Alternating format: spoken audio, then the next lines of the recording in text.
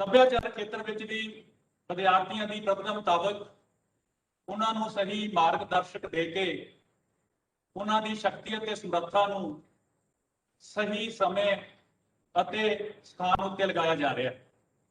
ਇਸ ਤੋਂ ਇਲਾਵਾ ਇਸ ਕਾਲਜ ਵਿੱਚ ਆਰਥਿਕ ਤੌਰ ਤੇ ਕਮਜ਼ੋਰ ਬੱਚਿਆਂ ਲਈ ਜਿਹੜੀ ਸਕਾਲਰਸ਼ਿਪ ਦੀ ਸੁਵਿਧਾ ਹੈ ਮੌਜੂਦ ਹੈ ਔਰ NCC NSS ਇਸ ਕਾਲਜ ਦੀ ਵੱਡੀ ਪ੍ਰਾਪਤੀ ਹੈ।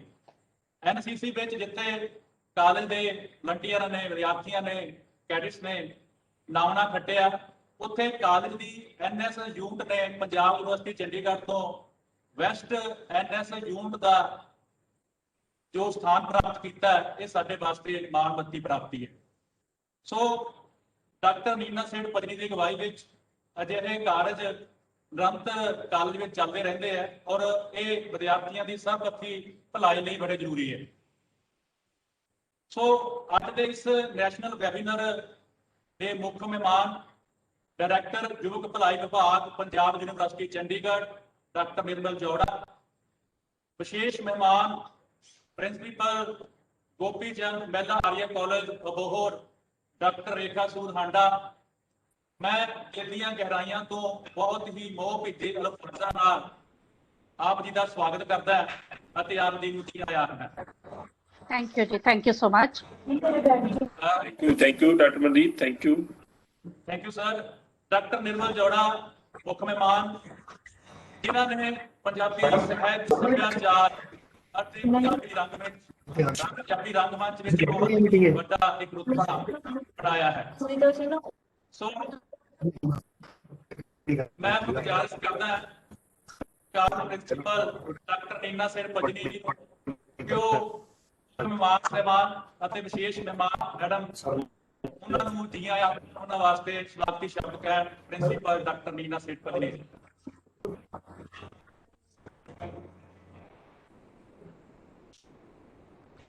Good morning, all present, and namaskar, sir, Jauda sir, and Rekha madam. जी मैडम। टेक्निकल नमस्कार जी। सबको म्यूट कर दें ताकि सब पार्टिसिपेंट्स को नमस्कार sir. So today on 16th April 2021, as a convener of this one-day national webinar, I welcome all the participants, especially today's resource person, the most respected Professor Dr. Nirmal Jauda ji, and my dear principal friend Dr. Rekha Sood Handa ji. I welcome you both, and I wish all the participants a big mighty thank you for joining here. Some are from the outsider, कुछ हमारे students ने भी join किया है। तो ये जो आज का प्रोग्राम है हम NSS और NCC के सहयोग से मना रहे हैं। कॉलेज के NCC और NSS स्टूडेंट के बारे में हमारे मॉडरेटर दिलीप सिंह और जो कोऑर्डिनेटर हैं डॉक्टर तेजिंदर सिंह है, वो जल्दी ही अभी यहाँ पे ज्वाइन करने वाले हैं। तो आज हम याद करने जा रहे हैं हमारे स्वतंत्रता सेनानी श्री राजगुरु जी, सुखदेव जी एंड भगत सिंह जी के अमर बलिदान को हम याद करेंगे। हम याद करेंगे कि उनके प्रिंसिपल्स, कन्विक्शंस, सैक्रिफाइसेस जो नेशन के इंडिपेंडेंस और वेलफेयर के लिए उन्होंने NSS के साथ ये मनाने का जो एक मुख्य उद्देश्य था, जैसे NSS का मोटो रहता है नॉट मी बट यू, तो इसको पूरा सार्थक करता है इनका बलिदान। ये जो तीनों हम अमर शहीदों की आज बात करेंगे, इस पे रहते हुए इन्होंने हमें आजादी दिलाई है। और गवर्नमेंट ऑफ इंडिया का जो नोटिफिकेशन है 75th year of India independence, वो आजाद का अमृत महोत्सव के रूप में मनाया जाता है। वो क्या कहना चाहते हैं कि हम स्वतंत्रता की ऊर्जा का अमृत महसूस करें इस साल और स्वतंत्रता सेनानियों से प्रेरणा का अमृत सुने कि उन्होंने क्या क्या बलिदान दिए, और वो सब सुनने के बाद में हमारे में नए विचारों का अमृत आए और आत्मनिर्भर का भारत का जो मैंने सपना देखा है उसका अमृत हम जिए। तो इन सब के लिए हमारे पास जो रिसोर्स पर्सन है, मैं बधाई देना चाहूंगी हमारे मॉडरेटर्स को कि बेस्ट रिसोर्स पर्सन उन्होंने चुने हैं। जो चीफ गेस्ट हैं आज के डॉक्टर निर्मल जौड़ा जी, वो बहुत ही डायनामिक यंग लीडर है। He is a person with a strategic vision and conceptual skill और एट प्रेजेंट डायरेक्टर हैं यूथ वेलफेयर पंजाब यूनिवर्सिटी के, and he is a person who create art and shape the artist, and under his able guidance, Department of Youth Welfare turning energy of all the youth of Punjab University affiliated colleges and campus into creativity. Very creative person he is, and he is very instant problem solver also, and very good friend and very good communicator, and your actions inspire others every time. Her solution का आपके पास problem का आपके पास solution होता है जब भी आपसे बात करें। तो वेलकम यू सर। और हमारी जो दूसरी रिसोर्स पर्सन है मेरी बहुत अच्छी फ्रेंड रेखा सूद हांडा मैम, बहुत ही pleasant personality, vibrant and strong and effective leader है, and she has inclusive leadership style I will say, and I like for her gentleness, warmth and affectionately beautiful style. Welcome you ma'am. And आज का जो हमारा purpose है इस hope के साथ हम करवाने जा रहे हैं डियर पार्टिसिपेंट्स एंड स्टूडेंट्स कि हम उन्हें याद करेंगे, remembering all these sacrifices of all these persons, and I'm sure it will strengthen the unity and empower us all regarding our roles and responsibility for national integrity and development. हम क्या-क्या आजादी को बरकरार करने के लिए आगे क्या-क्या कर सकते हैं ताकि इसी तरह चलती रहे और हमारा नेशन डेवलपिंग नेशन से डेवलप नेशन बन जाए। इस उम्मीद के साथ हम सब ये सब करवाने जा रही हैं। आशा है ये एक बहुत फ्रूटफुल सेशन रहेगा और हम सब इससे कुछ ना कुछ सीख के जाएंगे, क्योंकि हमारे पास इतने अच्छे रिसोर्स पर्सन है, उन्होंने कुछ ना कुछ हमारे दिमाग में इतना अच्छा डाल देना है कि आने वाले टाइम में हमें एक दिशा मिलेगी कि हम क्या करें। Over to moderator doctor Mandeep Singh ji. Thank you ma'am, शुक्रिया। सो इस ਵੈਬੀਨਾਰ ਦੇ ਮੁੱਖ ਮਹਿਮਾਨ ਡਾਕਟਰ ਨਿਰਮਲ ਜੌੜਾ, ਵਿਸ਼ੇਸ਼ ਮਹਿਮਾਨ ਡਾਕਟਰ ਰੇਖਾ ਸੂਦ ਹਾਂਡਾ ਅਤੇ ਵੈਬੀਨਾਰ ਦੇ ਕਨਵੀਨਰ ਡਾਕਟਰ ਨੀਨਾ ਸੇਠ ਭਜਨੀ ਜੀ।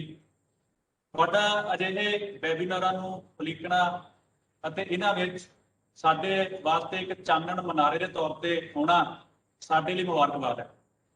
ਸੋ ਇਹ ਗਿਆਨ ਦੀਆਂ ਰਿਸ਼ਮਾਂ ਇਸ ਤਰ੍ਹਾਂ ਹੀ ਚੱਲਦੀਆਂ ਰਹਿਣ ਤਾਂ ਕਿ ਅੱਗੇ ਅਸੀਂ ਹੋਰ ਵੀ ਸਮਾਜ ਨੂੰ ਜਿਹੜਾ ਹੈ ਰੋਸ਼ਨੀ ਦੇ ਸਕੀਏ।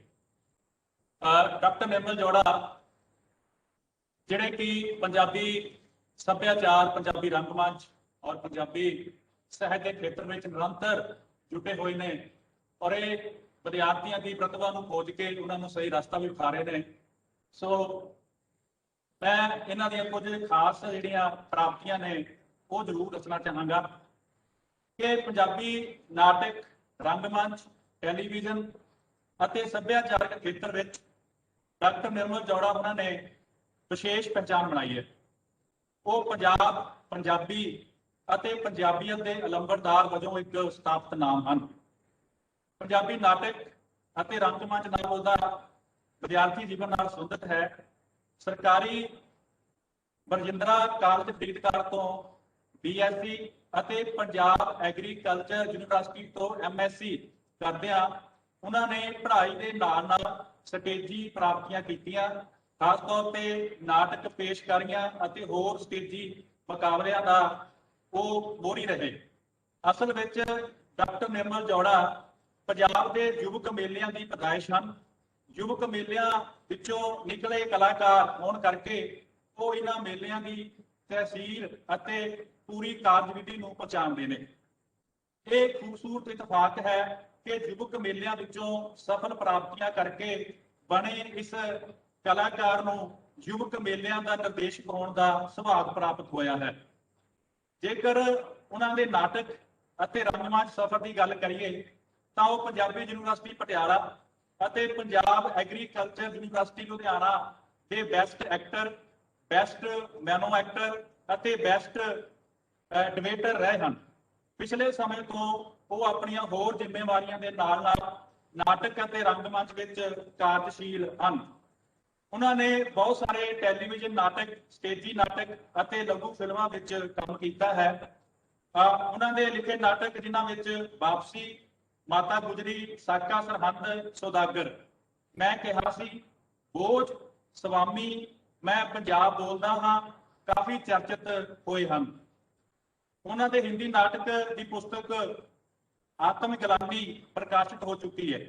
ਨਿਰਮਲ ਜੋੜਾ ਨੇ ਕੈਨੇਡਾ, ਇੰਗਲੈਂਡ ਅਤੇ ਆਸਟ੍ਰੇਲੀਆ ਵਰਗੇ ਮੁਲਕਾਂ ਵਿੱਚ ਜਾ ਕੇ ਉੱਥੋਂ ਦੇ ਨੌਜਵਾਨਾਂ ਨੂੰ ਪੰਜਾਬੀ ਰੰਗਮੰਚ ਨਾਲ ਜੋੜਨ ਲਈ ਥੀਏਟਰ ਵਰਕਸ਼ਾਪਾਂ ਲਾਈਆਂ ਹਨ।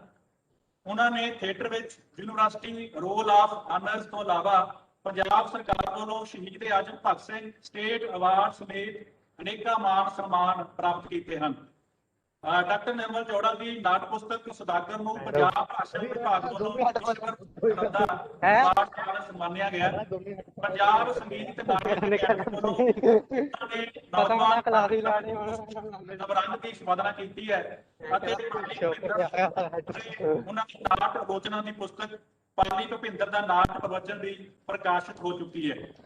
ਨਾਟਕ ਮਾਤਾ ਗੁਜਰੀ ਸਾਕਾ ਸਰਹੰਦ ਮੈਂ ਪੰਜਾਬ ਬੋਲਦਾ ਹਾਂ ਅਤੇ ਬੰਦਾ ਸਿੰਘ ਬਹਾਦਰ ਸਾਡੇ ਗੌਰਵਮਈ ਇਤਿਹਾਸ ਤੇ ਚਾਨਣਾ ਪਾਉਂਦੇ ਹਨ। ਉਹਨਾਂ ਦੇ ਕਈ ਪਾਠਕਾਂ ਨੂੰ ਇਹ ਗੱਲ ਰੜਕਦੀ ਹੈ ਕਿ ਡਾਕਟਰ ਨਿਰਮਲ ਜੋੜਾ ਟੀਵੀ ਅਤੇ ਸੱਭਿਆਚਾਰਕ ਮੇਲਿਆਂ ਵੱਲ ਜ਼ਿਆਦਾ ਵਕਤ ਲਾਉਣ ਕਰਕੇ ਨਾਟਕ ਲਿਖਣ ਵਿੱਚ ਬਹੁਤ ਹੀ ਸੋ ਇਹ ਵੀ ਸੱਚ ਹੈ ਕਿ ਉਹਨਾਂ ਨੂੰ ਇਸ ਖੇਤਰ ਵਿੱਚ ਖੈਰ ਜੋ ਕਾਰਜ ਉਹ ਕਰ ਰਹੇ ਨੇ ਉਹ ਬੜਮੁੱਲੇ ਹਨ। ਪੰਜਾਬ ਸਰਕਾਰ ਵੱਲੋਂ ਭਾਸ਼ਾ ਵਿਭਾਗ ਸਮੇਤ ਅਨੇਕਾਂ ਰਾਸ਼ਟਰੀ ਅੰਤਰਰਾਸ਼ਟਰੀ ਮਾਣ ਸਨਮਾਨ ਉਹਨਾਂ ਨੂੰ ਮਿਲੇ ਹਨ, ਪਰ ਉਹਨਾਂ ਲਈ ਵੱਡਾ ਪੁਰਸਕਾਰ ਹੈ ਯੁਵਕ ਮੇਲਿਆਂ ਵਿੱਚੋਂ ਪੈਦਾ ਹੋਏ ਕਲਾਕਾਰ ਨੂੰ ਯੁਵਕ ਮੇਲਿਆਂ ਦੀ ਦੇਖ ਰੇਖ ਦੀ ਜ਼ਿੰਮੇਵਾਰੀ ਮਿਲਣੀ। ਇਸੇ ਕਰਕੇ ਉਹ ਸੱਭਿਆਚਾਰਕ ਖੇਤਰ ਵਿੱਚ ਪੰਜਾਬ ਦੀ ਨੌਜਵਾਨ ਪੀੜ੍ਹੀ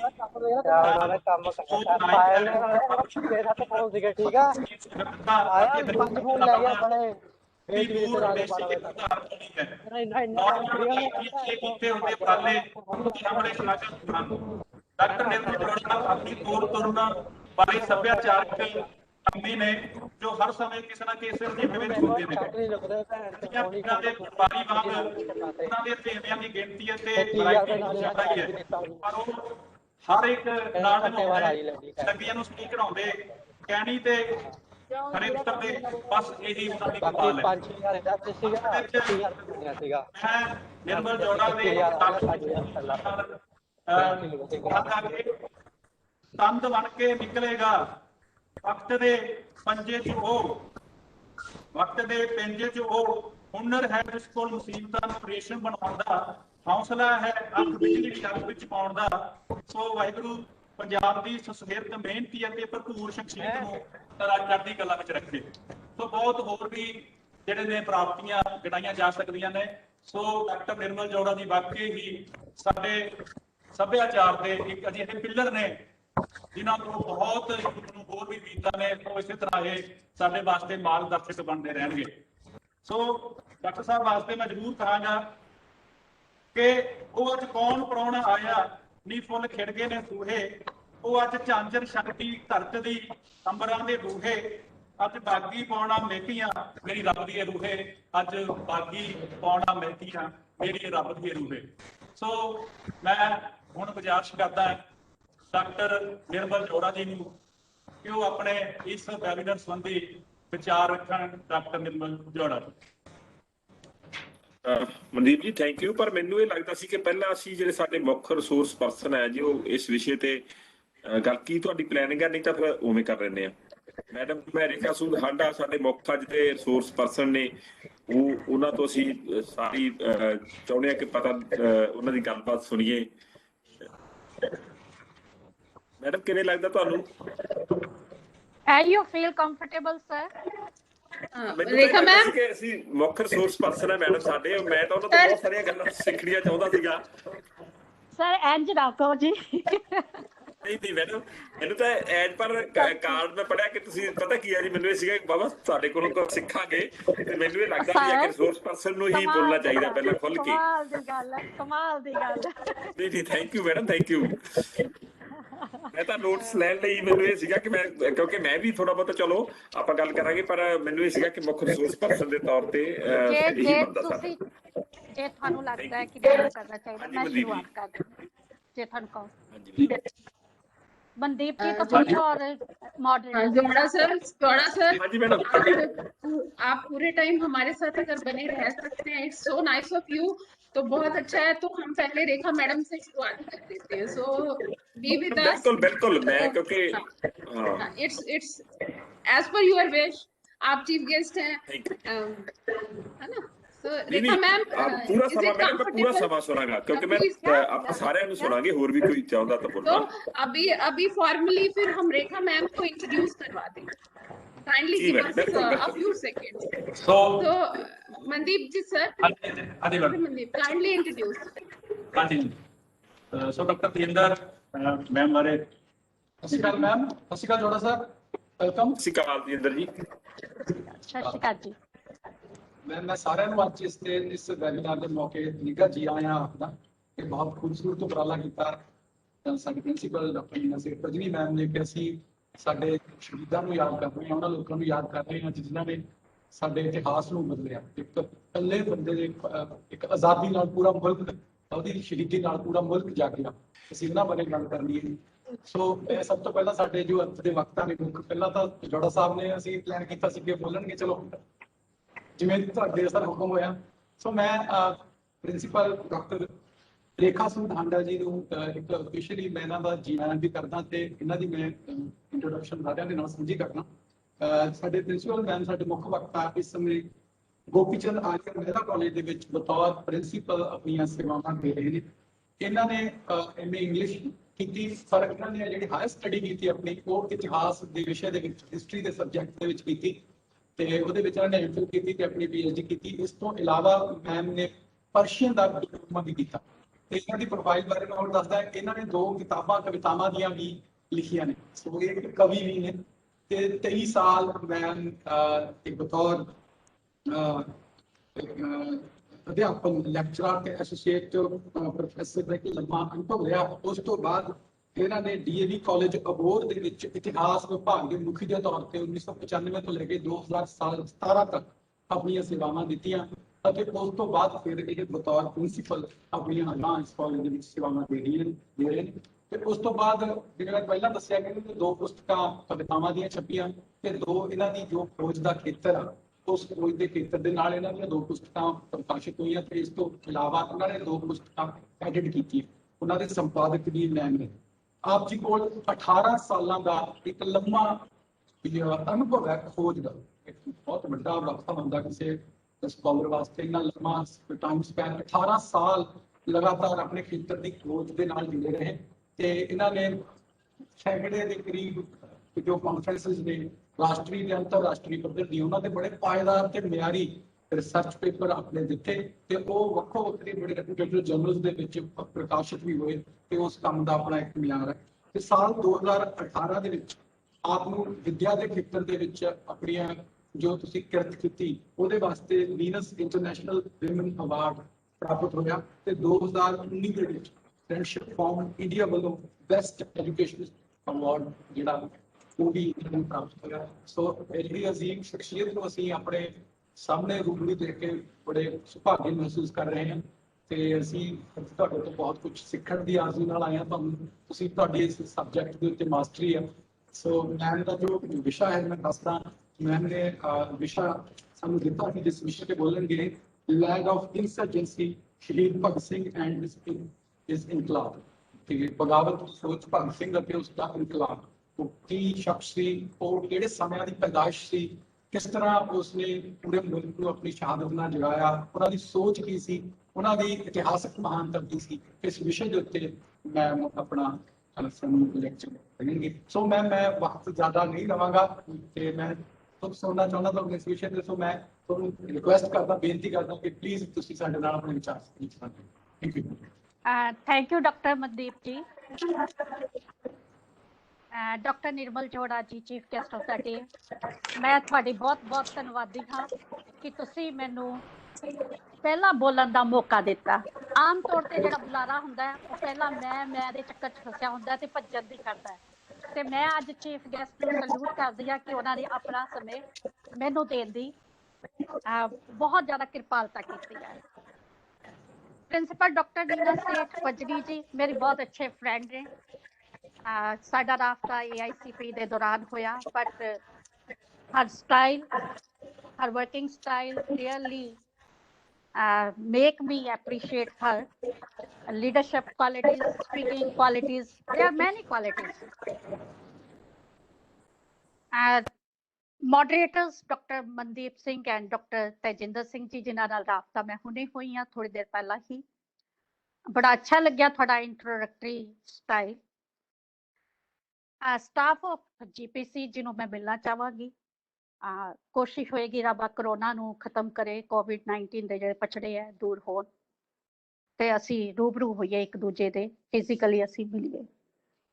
ਪਾਰਟਿਸਪੈਂਟ ਜਿਹੜੇ ਕਿ ਇਸ ਉਮੀਦ ਨਾਲ ਆਏ ਹਾਂ ਕਿ ਅਸੀਂ ਕੁਝ ਸੰਜੀਦਾ ਗੱਲ ਕਰਾਂਗੇ, ਕਿਉਂਕਿ ਹਰ ਕੋਈ ਆਪਣਾ ਵਕਤ ਦੇ ਰਿਹਾ ਹੈ, ਜਿੰਨਾ ਵੀ ਵਕਤ ਉਹ ਬਹੁਤ ਇੰਪੋਰਟੈਂਟ ਹੈ। Someone is writing my voice is not clear to them. मेरी आवाज आ रही है? Please moderators. Yes, you are very much audible, ma'am. Ari. Yeah, someone has written on the chat box. So whole organizing team of webinar, it is very tough time where we are traveling. So definitely I congratulate you people to call me. And I really want to pass a word of gratitude to Dr. Pajni. I wanted to see her also, and thanks to this webinar कि उन्होंने मैंने हमारी शक्ल दिखाई। This webinar is really one of the wonderful webinar, going to be the wonderful webinar because Nirmal Joda ji is here and he will speak on the topic जो भी उन्होंने अपना रखा है। बहुत संजीदा गल करनगे। मैं उन्हां दी राइटिंग्स नूं पढ़िया है, खास करके टल्ली साइकिल दी टल्ली समथिंग लाइक दैट, बड़ा ही वधिया, बड़ा ही उमदा लेख है उन्हां दा। तां मैनूं लगदा है कि बहुत अच्छा कुछ मैनूं अज संभावना है इत्थे मिलेगी। बाकी जो मैं तुहाडे सामने रखांगी वो दो हिस्सिਆਂ ਵਿੱਚ ਵੰਡਿਆ ਗਿਆ ਹੈ। ਜਿਵੇਂ ਕਿ ਡਾਕਟਰ ਮਨਦੀਪ ਨੇ ਦੱਸਿਆ, first part is lad of insurgency and second is his inquilab. ਅਸੀਂ ਜਦੋਂ ਵੀ ਕਿਸੇ ਪਰਸਨੈਲਿਟੀ ਨੂੰ ਲੈਡ ਆਫ ਇਨਸਰਜੈਂਸੀ ਵਰਗੀ ਗੱਲ ਕਹਿ ਦਿੰਦੇ ਹਾਂ ਤਾਂ ਜ਼ਰੂਰੀ ਹੈ ਉਸ ਪਰਸਨੈਲਿਟੀ ਦੇ ਹਰ ਐਸਪੈਕਟ ਨੂੰ ਜਾਣ ਲੈਣਾ। ਜਦੋਂ ਅਸੀਂ ਇੱਕ ਵੀਡੀਓ ਨੂੰ ਹੁਣੇ ਥੋੜੀ ਦੇਰ ਪਹਿਲਾਂ ਇੰਜੋਏ ਕਰ ਰਹੇ ਸੀਗੇ ਜਾਂ ਇੱਕ ਸ਼ਰਧਾਂਜਲੀ ਦੇ ਰਹੇ ਸੀਗੇ ਸ਼ਹੀਦਾਂ ਨੂੰ ਯਾਦ ਕਰਨਾ, ਉਸ ਵੇਲੇ ਵੀ ਮੇਰੇ ਦਿਮਾਗ ਦੇ ਵਿੱਚ ਪੈਰਾਡਾਈਮ ਘੁੰਮ ਰਿਹਾ ਸੀਗਾ ਕਿ ਉਸ ਪੈਰਾਡਾਈਮ ਨੂੰ ਸੋਚ ਕੇ ਦੇਖੋ ਜਿਸ ਟਾਈਮ ਇਹ ਸਭ ਪਰਸਨੈਲਿਟੀ ਤਿੰਨੋਂ ਹੀ ਸ਼ਹੀਦ ਭਗਤ ਸਿੰਘ ਜੀ, ਰਾਜਗੁਰੂ ਜੀ, ਸੁਖਦੇਵ ਜੀ, ਔਰ ਤਿੰਨੋਂ ਯੰਗ ਆਲਮੋਸਟ 23-24 ਦੀ ਉਮਰ ਦੇ ਤਿੰਨੋਂ ਯੰਗ ਲੈਡਸ ਜਿਹੜੇ ਆ ਉਹ ਇਨਸਰਜੈਂਸੀ ਵੱਲ ਜਾਂਦੇ ਆ। ਤਾਂ ਉਹਨਾਂ ਵਿੱਚੋਂ ਭਗਤ ਸਿੰਘ ਜਿਹੜੇ ਕਿ ਲੀਡਰ ਦੇ ਵਜੋਂ, ਸ਼ਹਾਦਤ ਦੇ ਲੀਡਰ ਦੇ ਵਜੋਂ ਵੇਖੇ ਜਾ ਸਕਦੇ ਨੇ, ਉਹਨਾਂ ਨੇ ਜਦੋਂ ਇਹ ਟੌਪਿਕ ਨੂੰ ਅਸੀਂ ਨਾਮ ਦਿੱਤਾ, ਮੇਰੇ ਵੱਲੋਂ ਹੀ ਇਹ ਟਾਈਟਲ ਦਿੱਤਾ ਗਿਆ ਹੈ ਲੈਡ ਆਫ ਇਨਸਰਜੈਂਸੀ ਇਨ 2012। 2012 ਦੇ ਵਿੱਚ ਮੈਂ ਇਹ ਟਾਈਟਲ ਦਿੱਤਾ ਸੀ, ਜਿਸ ਦਾ ਮਤਲਬ ਹੁੰਦਾ ਹੈ ਕ੍ਰਾਂਤੀ ਦਾ ਪੁੱਤਰ। ਕਿਉਂ ਕਿਹਾ? ਕਿਉਂਕਿ ਹਿਸਟਰੀ, ਜਦੋਂ ਵੀ ਅਸੀਂ ਹਿਸਟਰੀ ਦੀ ਗੱਲ ਕਰਦੇ ਹਾਂ ਤਾਂ ਤਿੰਨ ਚੀਜ਼ਾਂ ਨੂੰ ਧਿਆਨ ਵਿੱਚ ਰੱਖਦੇ ਹਾਂ। ਤਿੰਨ ਚੀਜ਼ਾਂ ਹੁੰਦੀਆਂ ਨੇ, ਸਮੇਂ, ਸਥਾਨ ਔਰ ਪ੍ਰਸਥਿਤੀਆਂ। ਜਿੱਥੇ ਤੱਕ ਸਮੇਂ ਦੀ ਗੱਲ ਹੈ ਤਾਂ ਤੁਹਾਨੂੰ ਉਹਨਾਂ ਦੇ ਜਨਮ ਦੇ ਟਾਈਮ ਤੇ ਜਾਣਾ ਪਏਗਾ, 1907 ਤੇ 1931। 1907 ਤੇ 1931 ਤੇ ਪੰਜਾਬ ਹੈ ਜਿੱਥੇ ਉਹਨਾਂ ਦਾ ਜਨਮ ਹੁੰਦਾ ਹੈ। I am not going to detail in the like where he was born and ये चीजें नहीं लूंगी मैं सीधा उनका लैड ऑफ इंसर्जेंसी को टच करूंगी कि हम उस समय और उन परिस्थितियों को देखें जब भगत सिंह अपना बचपन, अपनी जवानी देश के नाम लगाने के लिए तैयार हो रहे थे। This is very important for me to call him lad of insurgency. और इंसर्जेंसी को मैं बाद में इनकलाब के माध्यम से डिटेल्स में जाने की कोशिश भी करूंगी। Now see the family background of Shahid Bhagat Singh, the family where he was born. His great grandfather Sardar Fateh Singh, Sardar Arjun Singh grandfather, and Kishan Singh, Sardar Kishan Singh ਉਹਨਾਂ ਦੇ father। ਇਹਨਾਂ ਤਿੰਨਾਂ ਨੂੰ ਦੇਖੀਏ ਪਰਿਵਾਰ ਦੇ ਵਿੱਚ 1857 ਦੀ ਕ੍ਰਾਂਤੀ ਤੋਂ ਅਸੀਂ ਲੈ ਲੈਂਦੇ ਹਾਂ ਇਤਿਹਾਸ ਦੇ ਇਸ ਦੌਰ ਨੂੰ, ਜਦੋਂ ਕਿ ਅਸੀਂ 1907 ਤੱਕ ਪਹੁੰਚਣਾ ਹੈ। ਤਾਂ ਪਰਿਵਾਰ ਦਾ ਮਾਹੌਲ ਦੱਸਣਾ ਚਾਹਾਂਗੀ। 1857 ਦੇ ਵਿੱਚ ਸਰਦਾਰ ਫਤਿਹ ਸਿੰਘ ਨੂੰ ਸੂਰਤ ਸਿੰਘ ਮਜੀਠੀਆ ਜੀ ਨੇ ਕਿਹਾ ਕਿ 1857 ਦੇ ਵਿੱਚ ਆਪਾਂ ਅੰਗਰੇਜ਼ਾਂ ਦਾ ਸਾਥ ਦਈਏ। ਤਾਂ ਉਹਨਾਂ ਨੇ ਕਿਹਾ, ਸਰਦਾਰ ਫਤਿਹ ਸਿੰਘ ਨੇ, ਕਿ ਮੈਂ ਇਹੋ ਜਿਹੇ ਸਰਕਾਰ ਦੇ ਨਾਲ ਕਦੇ ਵੀ ਸਾਥ ਨਹੀਂ ਦੇਵਾਂਗਾ ਕਿਉਂਕਿ ਮੈਂ ਇੱਕ ਕ੍ਰਾਂਤੀਕਾਰੀ ਹਾਂ। ਸੈਕੰਡਲੀ ਸਰਦਾਰ ਅਰਜੁਨ ਸਿੰਘ ਜੀ, ਜਿਹੜੇ ਕਿ ਸਰਦਾਰ ਭਗਤ ਸਿੰਘ ਜੀ ਦੇ ਗ੍ਰੈਂਡਫਾਦਰ ਹੈ, ਉਹਨਾਂ ਨੇ ਭਗਤ ਸਿੰਘ ਦੇ ਪੈਦਾ ਹੋਣ ਤੇ ਡਿਕਲੇਅਰ ਕੀਤਾ ਕਿ ਮੈਂ ਭਗਤ ਸਿੰਘ ਨੂੰ ਵਕਫ ਕਰਦਾ ਹਾਂ, ਕਿਹਦੇ ਲਈ? ਡੋਨੇਟ ਕਰਦਾ ਹਾਂ, ਕਿਹਦੇ ਲਈ? ਖਿਦਮਤੇ ਵਤਨ ਦੀ ਖਿਦਮਤ ਦੇ ਲਈ। ਸੋ see the height of the family's contribution to the country, ਕਿ ਉਹ ਕਹਿ ਰਹੇ ਕਿ ਮੈਂ ਆਪਣੇ ਪੋਤੇ ਨੂੰ ਵਤਨ ਦੀ ਖਿਦਮਤ ਲਈ ਸਰੈਂਡਰ ਕਰਦਾ, ਜਿਹਨੂੰ ਐਂਡ ਦੇ ਵਿੱਚ ਭਗਤ ਸਿੰਘ ਨੇ ਕਿਹਾ ਵੀ ਹੈ ਕਿ ਮੈਂ ਤਾਂ ਖਿਦਮਤੇ ਵਤਨ ਦੇ ਲੇਖੇ ਪਹਿਲੇ ਹੀ ਹਾਂ। ਹੁਣ ਆਈਏ ਸਰਦਾਰ ਕਿਸ਼ਨ ਸਿੰਘ ਜੀ, ਜਿਹੜੇ ਕਿ ਸੈਂਟਰਲ ਜੇਲ੍ਹ ਦੇ ਵਿੱਚ ਰਹੇ ਆ, ਸਰਦਾਰ ਅਜੀਤ ਸਿੰਘ ਜੀ ਮੰਡਾਲੇ ਜੇਲ੍ਹ ਦੇ ਵਿੱਚ, ਸਰਦਾਰ ਸਵਰਨ ਸਿੰਘ ਜੀ, ਜਿਹੜੇ ਕਿ Ajit Singh and Swaran Singh were for the ਚਾਚਾਸ ਆਫ ਸਰਦਾਰ ਭਗਤ ਸਿੰਘ। ਦੋਨੋਂ ਚਾਚਾਸ ਰੈਵੋਲੂਸ਼ਨਰੀ ਸੀਗੇ। ਫੈਮਿਲੀ ਦੇ ਵਿੱਚ ਲੇਡੀਜ਼ ਜਿਹੜੀਆਂ ਸੀ, ਉਹਨਾਂ ਦਾ ਵੀ ਚਾਚੀਆਂ, even they are also revolutionary. ਘਰ ਵਿੱਚ ਜਦੋਂ ਵੀ ਗੱਲ ਹੁੰਦੀ ਸੀ, ਕਹਾਣੀਆਂ ਜਦੋਂ ਵੀ ਸੁਣਾਈਆਂ ਜਾਂਦੀਆਂ ਸੀਗੀਆਂ, ਉਹ ਤਕਰੀਬਨ ਕ੍ਰਾਂਤੀ ਦੀਆਂ ਹੁੰਦੀਆਂ ਸੀਗੀਆਂ। ਸੋ ਇਹ ਜਿਹੜਾ ਮਾਹੌਲ ਹੈ, ਮੈਨੂੰ ਲੱਗਦਾ ਹੈ ਕਿ ਇਸ ਮਾਹੌਲ ਨੇ, ਪਰਿਵਾਰਿਕ ਮਾਹੌਲ ਨੇ, ਸ਼ਹੀਦ ਭਗਤ ਸਿੰਘ ਨੂੰ ਦੇਸ਼ ਦੇ ਪ੍ਰਤੀ ਭਗਤੀ ਦਾ ਜਜ਼ਬਾ ਪੈਦਾ ਕਰਨ ਵੱਲ ਲਗਾਇਆ। ਸਕੂਲਿੰਗ 1916 ਦੇ ਵਿੱਚ DAV college Lahore, DAV school Lahore ਦੀ ਹੈ, ਤੇ ਡੀਏਵੀ ਦੀ ਉਸ ਵੇਲੇ ਤੁਸੀਂ ਆਰੀਆ ਸਮਾਜ ਦੀਆਂ ਮੂਵਮੈਂਟਸ ਨੂੰ ਪੜ੍ਹੋ ਤਾਂ ਆਰੀਆ ਸਮਾਜਿਸਟ ਤਕਰੀਬਨ ਹਰ ਘਰ ਦੇ ਵਿੱਚ ਇੱਕ ਨਾ ਇੱਕ ਲੇਡੀ ਔਰ ਇੱਕ ਮਰਦ ਜਿਹੜਾ ਸੀਗਾ, ਜਿਹੜਾ ਕਿ ਆਰੀਆ ਸਮਾਜ ਨਾਲ ਰਿਲੇਟਡ ਸੀਗਾ, ਉਹ ਦੇਸ਼ ਭਗਤੀ ਦੇ ਸ਼ੋਲੇ ਗਾ ਰਿਹਾ ਸੀਗਾ। This is very interesting. And schools and colleges ਜਿਹੜੇ ਸੀਗੇ, ਉਹ ਆਰੀਆ ਜਿਹੜੇ ਕਿ ਡੀਏਵੀ ਨਾਲ ਜੁੜੀ ਹੋਈ ਸੀਗੇ, ਉਹ ਖਾਸ ਕਰਕੇ ਦੇਸ਼ ਭਗਤੀ ਨਾਲ ਵੀ ਜੁੜੇ ਹੋਏ ਸੀ। ਔਰ ਤੁਹਾਨੂੰ ਮੈਂ ਦੱਸਣਾ ਚਾਹਾਂਗੀ, ਲਾਲਾ ਲਾਜਪਤ ਰਾਏ ਵੀ ਆਰੀਆ ਸਮਾਜੀ ਸੀਗੇ, ਔਰ ਸ਼ਹੀਦ ਭਗਤ ਸਿੰਘ ਵੀ, ਉਹਨਾਂ ਦੇ ਵੀ ਪਰਿਵਾਰ ਨੇ ਆਰੀਆ ਸਮਾਜ ਵੱਲ ਆਪਣੀ ਕਾਫੀ ਦੇਰ ਤੱਕ ਇੰਟਰਸਟ ਰੱਖਿਆ। ਉਸ ਤੋਂ ਬਾਅਦ ਉਹਨਾਂ ਦਾ ਸਫ਼ਰ ਹੋਇਆ ਨੈਸ਼ਨਲ ਕਾਲਜ ਲਾਹੌਰ ਦਾ, ਜਿੱਥੇ ਕਿ ਉਹਨਾਂ ਨੇ FA ਕੀਤੀ ਔਰ BA ਦੇ ਵਿੱਚ ਐਡਮਿਸ਼ਨ ਲਈ। ਜਿਹੜੀ FA ਕੀਤੀ ਹੈ ਜਦੋਂ, ਔਰ ਉਸ ਵੇਲੇ ਵਿਦਿਆਰਥੀ ਜੀ ਉੱਥੇ ਪ੍ਰਿੰਸੀਪਲ ਸੀਗੇ, ਔਰ ਉਹਨਾਂ ਨੇ ਇਸ ਟਾਈਮ ਦੇ ਵਿੱਚ ਪੂਰੇ ਜਿਹੜਾ ਨੈਸ਼ਨਲ ਕਾਲਜ ਦੀਆਂ ਗਤੀਵਿਧੀਆਂ ਅਸੀਂ ਦੇਖੀਏ ਤਾਂ ਉੱਥੇ ਕ੍ਰਾਂਤੀਕਾਰੀ ਜਾਂ ਦੇਸ਼ ਭਗਤੀ ਦੀ ਗੱਲ ਬਹੁਤ ਜ਼ਿਆਦਾ ਕੀਤੀ ਜਾ ਰਹੀ ਸੀ। ਸੋ ਇਹ ਤਾਂ ਹੋ ਗਿਆ ਫੈਮਿਲੀ ਐਨਵਾਇਰਨਮੈਂਟ, ਜਿੱਥੇ ਕਿ ਭਗਤ ਸਿੰਘ, ਕਿਉਂਕਿ ਅਸੀਂ ਜੇਕਰ ਇਸ ਆਬੋ ਹਵਾ ਨੂੰ ਇਗਨੋਰ ਕਰ ਦਿੰਦੇ ਹਾਂ ਤਾਂ ਅਸੀਂ ਭਗਤ ਸਿੰਘ ਦੀ ਪਰਸਨੈਲਿਟੀ ਦੇ ਸਾਰੇ ਐਸਪੈਕਟ ਨੂੰ ਨਹੀਂ ਦੇਖ ਸਕਦੇ। ਸੋ ਇਹ ਜਿਹੜਾ ਐਸਪੈਕਟ ਹੈ, ਜਿਸ ਵਿੱਚ ਅਸੀਂ ਫੈਮਿਲੀ ਦੀ ਪੂਰੀ, ਜਿਵੇਂ ਕਿ ਦਾਦਾ ਦੀ, ਪੜਦਾਦਾ ਦੀ, ਕਿਸ਼ਨ ਸਿੰਘ ਜੀ ਦੀ, ਇਹਨਾਂ ਸਾਰਿਆਂ ਨੂੰ ਅਸੀਂ ਇੱਕ ਪੈਰਾਡਾਈਮ ਤੇ ਲਿਆ ਕੇ ਦੇਖਦੇ ਹਾਂ ਤਾਂ ਇਸ ਪੈਰਾਡਾਈਮ ਤੋਂ ਕਲੀਅਰ ਹੁੰਦਾ ਕਿ ਸ਼ਹੀਦ ਭਗਤ ਸਿੰਘ ਜਿਹੜਾ ਸੀਗੇ, ਉਹਨਾਂ ਨੂੰ ਪਰਿਵਾਰਿਕ ਮਾਹੌਲ ਔਰ ਐਜੂਕੇਸ਼ਨ ਮਾਹੌਲ ਦੇ ਵਿੱਚ ਦੇਸ਼ ਭਗਤੀ ਮਿਲ ਰਹੀ ਸੀਗੀ। ਹੁਣ ਪ੍ਰੋਵਿੰਸ਼ੀਅਲ এনवायरमेंट ਤੇ ਆ ਜਾਂਦੇ ਆ। ਪੰਜਾਬ ਦੀ ਦਸ਼ੋ ਦਿਸ਼ਾ ਕਿਹੋ ਜਿਹੀ ਸੀਗੀ? ਪੰਜਾਬ ਤਕਰੀਬਨ ਜਦੋਂ ਕਿ ਉਹ ਆਪਣਾ ਬਚਪਨ, ਕਿਉਂਕਿ 1907 ਵਿੱਚ ਜਨਮ ਹੋਇਆ ਹੈ, 1912-13 ਦੇ ਨੇੜੇ ਤੇੜੇ ਅਸੀਂ ਗੱਲ ਕਰਨੀ ਹੈ ਜਦੋਂ ਕਿ ਉਹਨਾਂ ਨੇ ਆਪਣੀ ਹੋਸ਼ ਸੰਭਾਲੀ ਹੈ।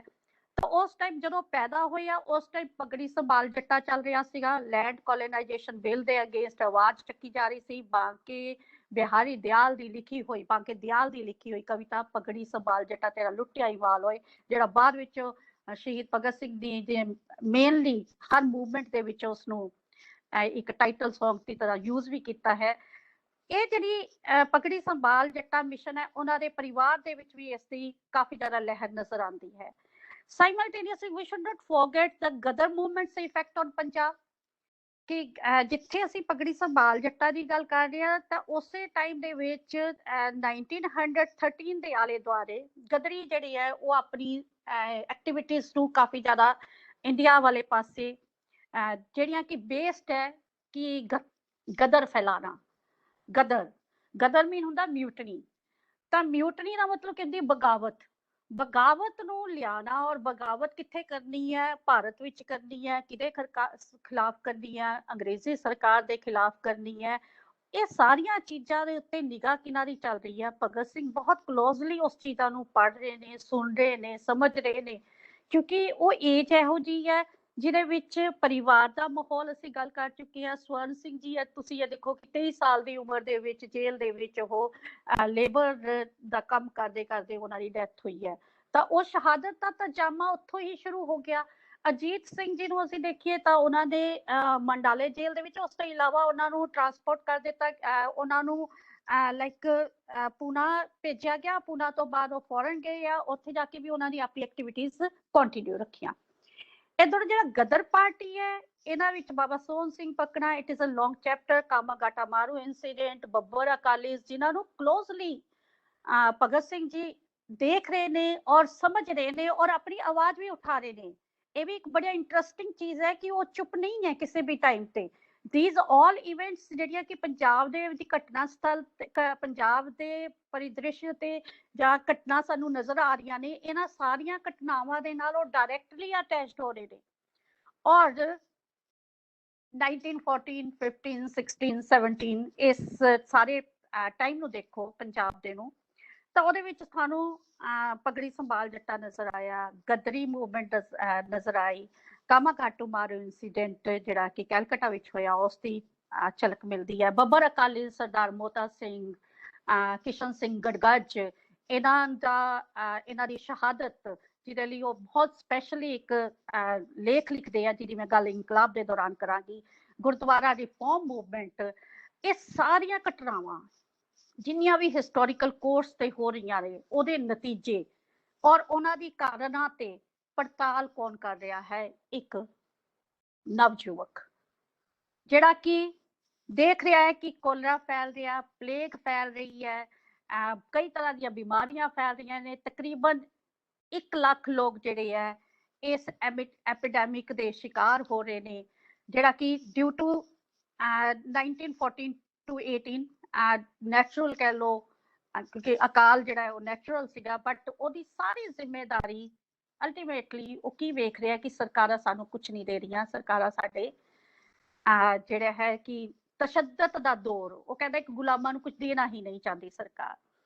ਸੋ ਇਸ ਪ੍ਰੋਵਿੰਸ਼ੀਅਲ ਐਨਵਾਇਰਨਮੈਂਟ ਨੂੰ ਅਸੀਂ ਨਹੀਂ ਭੁਲਾ ਸਕਦੇ। ਔਰ ਇਸੇ ਪ੍ਰੋਵਿੰਸ਼ੀਅਲ ਐਨਵਾਇਰਨਮੈਂਟ ਦੇ ਘਟਨਾ ਸਥਲ ਤੇ 2 ਬੜੀਆਂ ਜ਼ਬਰਦਸਤ ਇਵੈਂਟਸ ਹੋਈਆਂ, ਜਿਹੜੀਆਂ ਕਿ ਇੰਟਰਨੈਸ਼ਨਲ ਲੈਵਲ ਤੇ ਚਲੇ ਗਈਆਂ। ਨੈਸ਼ਨਲ ਲੈਵਲ ਤੇ ਗਈਆਂ, ਇੰਟਰਨੈਸ਼ਨਲ ਤੇ ਵੀ ਗਈਆਂ।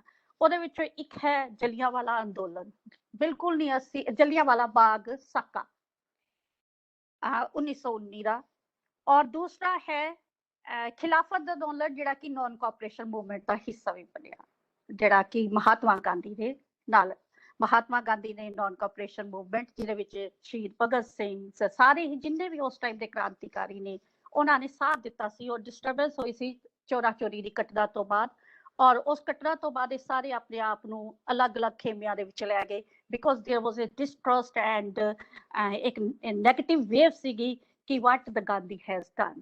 ਕਿਉਂਕਿ ਅਸੀਂ ਸਾਰੇ ਇਸ ਚੀਜ਼ ਦੀ ਗਵਾਹੀ ਸੁਭਾਸ਼ ਚੰਦਰ ਬੋਸ ਜੀ ਦੀਆਂ ਰਚਨਾਵਾਂ ਤੋਂ ਲੈ ਸਕਦੇ ਹਾਂ, ਈਵਨ ਭਗਤ ਸਿੰਘ ਜੀ ਦੀਆਂ ਰਚਨਾਵਾਂ ਤੋਂ ਲੈ ਸਕਦੇ ਹਾਂ, ਜਾਂ ਫਿਰ ਇਸ ਤੋਂ ਇਲਾਵਾ ਰੇਨ ਆਫ ਟੈਰਰ, ਜਿਹੜਾ ਪੰਜਾਬ ਦੇ ਵਿੱਚ ਆਫਟਰ ਸਾਕੇ ਤੋਂ ਬਾਅਦ, ਜਲਿਆਂਵਾਲਾ ਬਾਗ ਸਾਕੇ ਤੋਂ ਬਾਅਦ ਜਿਹੜਾ ਕਿ ਰੇਨ ਆਫ ਟੈਰਰ, ਆਤੰਕ ਦਾ ਸ਼ਾਸਨ ਹੋਇਆ, ਜਿਸ 'ਚ ਮਾਰਸ਼ਲ ਲਾਅ ਲਗਾ ਦਿੱਤਾ ਗਿਆ, ਉਹ ਬਹੁਤ ਡੇਂਜਰਸ ਸੀਗਾ। ਉਹਦੇ ਵਿੱਚ ਭਗਤ ਸਿੰਘ ਨੇ ਬਹੁਤ ਕਲੋਜ਼ਲੀ ਦੇਖਿਆ ਕਿ ਲੋਕਾਂ ਦੇ ਦਾੜੀ ਨੂੰ ਪੱਟੇ ਜਾਣਾ, ਬਾਲਾਂ ਨੂੰ ਖਿੱਚੇ ਜਾਣਾ, ਵਿਪਿੰਗ ਕਰਨਾ, ਘਸੀਟ ਕੇ ਲਿਜਾਏ ਜਾਣਾ, ਐਂਡ ਈਵਨ ਮਸ਼ੀਨਾਂ ਦੇ ਨਾਲ ਪਿੱਛੇ ਲਟਕਾਏ ਜਾਣਾ। ਇਹ ਸਾਰੀਆਂ ਘਟਨਾਵਾਂ ਜਿਹੜੀਆਂ ਨੇ, ਇਹ ਸਾਰੀਆਂ ਜਿੰਨੀਆਂ ਵੀ ਇਨਸੀਡੈਂਟਸ ਆ, ਇੱਕ ਬੰਦੇ ਨੂੰ ਮਜਬੂਰ ਕਰ ਰਹੀਆਂ ਰਿਵੋਲਟ ਕਰਨ ਲਈ। ਜਿੰਨੀ ਅਸੀਂ ਲੈਡ ਆਫ ਇੰਸਰਜੈਂਸੀ ਜਾਂ ਕ੍ਰਾਂਤੀ ਦਾ ਪੁੱਤਰ, ਮੈਨੂੰ ਇਹ ਸਾਰਾ ਕ੍ਰਾਂਤੀ ਲੱਗ ਰਹੀ ਹੈ। ਇਹ ਜਿੰਨਾ ਮੈਂ ਹਲੇ ਤੱਕ ਗੱਲ ਕੀਤੀ ਹੈ, ਜਿੰਨੀ ਵੀ ਪਗੜੀ ਸੰਭਾਲ ਜੱਟਾ, ਗਦਰ movement, Komagata Maru incident, Rowlatt bill, ਮੈਨੂੰ ਇਹ ਕ੍ਰਾਂਤੀ ਲੱਗ ਰਹੀ ਹੈ, ਕਿਉਂਕਿ ਇਹ ਕ੍ਰਾਂਤੀ ਤੋਂ ਘੱਟ ਨਹੀਂ ਸੀਗਾ। ਇੱਕ ਇਨਸੀਡੈਂਟ ਜਿਹੜਾ ਐਨਵਾਇਰਨਮੈਂਟ ਨੂੰ ਇੰਸਟੀਗੇਟ ਕਰ ਰਿਹਾ ਹੈ, ਔਰ ਇੱਕ ਬੰਦੇ ਨੂੰ ਬਗਾਵਤੀ ਬਣਾ ਰਿਹਾ ਹੈ, ਸਿਸਟਮ ਦਾ ਬਗਾਵਤੀ ਨਹੀਂ, ਬਗਾਵਤੀ ਕਿੱਦਾਂ ਦਾ ਕਿ ਇਹ ਸਿਸਟਮ ਜਿਹੜਾ ਹੈ ਗਲਤ ਹੈ। ਔਰ ਇਹ ਨੈਸ਼ਨਲ এনवायरमेंट ਵੀ ਹੈ ਸਾਡਾ, ਨॉन ਕੋਆਪਰੇਸ਼ਨ ਮੂਵਮੈਂਟ ਦੀ ਗੱਲ ਕੀਤੀ। ਹੁਣ ਇੰਟਰਨੈਸ਼ਨਲ এনवायरमेंट ਤੇ ਚੱਲਦੇ ਆ। ਸਮੇਂ ਅਸੀਂ ਉਸੇ ਰੱਖਾਂਗੇ 1907 ਤੋਂ 1931 ਦਾ। ਮੈਂ ਇਹਦੇ ਵਿੱਚ ਹੀ ਘੁੰਮਾਂਗੀ ਕਿਉਂਕਿ 1907 ਤੋਂ 31 ਸਿਰਫ 23 ਸਾਲ ਹੈ। ਤੁਸੀਂ ਭਗਤ ਸਿੰਘ ਦੀ ਕੋਈ ਪਿਕਚਰ ਕੱਢ ਕੇ, 3 ਪਿਕਚਰਸ ਹੈ, ਤਿੰਨੋਂ ਪਿਕਚਰਸ ਨੂੰ ਕੱਢ ਕੇ ਦੇਖ ਲਓ। ਯੰਗ ਪਰਸਨ, એનર્ਜੈਟਿਕ, ਤੇ ਉਹ ਉੱਥੇ ਹੀ ਖੜੇ ਹੋ ਗਏ ਆ। ਉਦੋਂ ਬਾਅਦ ਦੀ ਤਸਵੀਰ ਬਣਦੀ ਹੀ ਨਹੀਂ ਹੈ। ਤੁਸੀਂ ਬਣਾ ਕੇ ਦੇਖ ਲਓ ਕਿ ਅੱਜ ਉਮਰ ਉਹਨਾਂ ਦੀ ਲਾ ਲਓ ਤੁਸੀਂ ਭਗਤ ਸਿੰਘ ਜੀ ਦੀ, ਤਾਂ ਉਸ ਉਮਰੇ ਤੁਸੀਂ ਭਗਤ ਸਿੰਘ ਜੀ ਨੂੰ ਖੜਾ ਕਰਕੇ ਦੇਖੋ, ਕਦੀ ਨਹੀਂ ਖੜ ਪਾਉਂਗੇ, ਹੋ ਹੀ ਨਹੀਂ ਸਕਦਾ, ਪੋਸੀਬਲ ਹੀ ਨਹੀਂ ਹੈ। ਅਸੀਂ 23 ਤੇ ਹੀ ਖੜੇ ਰਹਿਣਾ ਹੈ।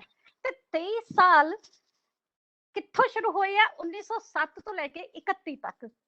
ਔਰ 31 ਤੱਕ ਹੀ ਮੈਂ ਇੰਟਰਨੈਸ਼ਨਲ এনवायरमेंट ਨੂੰ ਲਊਂਗੀ, ਜਿਹਦੇ ਵਿੱਚ ਆਇਰਿਸ਼ ਰੈਵੋਲੂਸ਼ਨ ਬਹੁਤ ਜ਼ਿਆਦਾ ਜ਼ਬਰਦਸਤ ਅਸਰ ਹੋਇਆ ਹੈ। ਆਇਰਿਸ਼ ਰੈਵੋਲੂਸ਼ਨ ਦਾ ਕਿਹਦੇ ਉੱਤੇ?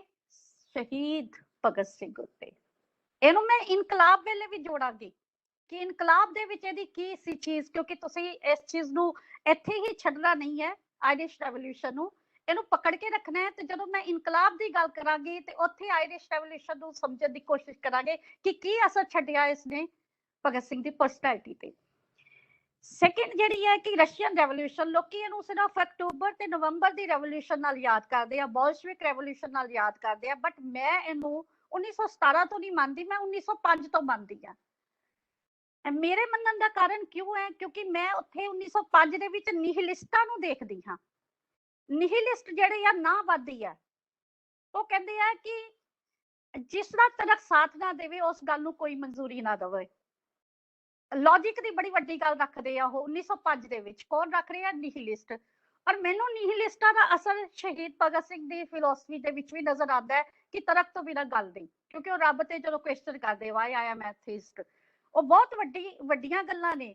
ਉਸ ਲਹਿਜੇ ਤੱਕ ਪਹੁੰਚਣ ਲਈ ਕੋਈ ਆਮ ਆਦਮੀ ਇਹੋ ਜਿਹੀਆਂ ਗੱਲਾਂ ਨਹੀਂ ਕਰ ਸਕਦਾ। ਨਿਹਿਲਿਸਟਾਂ ਦੀ ਸੋਚ ਤੱਕ ਪਹੁੰਚਦਾ, ਨਿਹਿਲਿਸਟ ਜਿਹੜੇ ਆ 1905 ਦੇ ਵਿੱਚ ਜਿਹੜਾ ਪਰਿਆਵਰਣ ਤਿਆਰ ਕਰਦੇ ਆ, ਜਿਵੇਂ ਮੈਂ ਇਸ ਭਗਤ ਸਿੰਘ ਦੇ এনवायरमेंट ਦੇ ਜਿਹੜਾ ਪਰਿਆਵਰਣ ਮੈਂ ਤਿਆਰ ਕਰ ਰਹੀ ਹਾਂ, ਮੈਂ 1907 ਤੋਂ ਤਿਆਰ ਕਰ ਰਹੀ ਹਾਂ, ਜਾਂ ਉਸ ਤੋਂ ਪਹਿਲਾਂ ਵੀ ਕੀਤਾ ਜਾ ਸਕਦਾ ਹੈ। ਤਾਂ ਉਸੇ ਤਰ੍ਹਾਂ ਦੇ ਨਾਲ ਜਿਹੜੀ ਰੈਵੋਲੂਸ਼ਨ, ਰਸ਼ੀਅਨ ਰੈਵੋਲੂਸ਼ਨ ਹੈ, ਉਸ ਦਾ ਵੀ ਜਿਹੜਾ ਪਿਛੋਕੜ ਹੈ ਅਸੀਂ 1905 ਤੋਂ ਲੈ ਕੇ ਮੈਂ ਚੱਲਾਂਗੀ।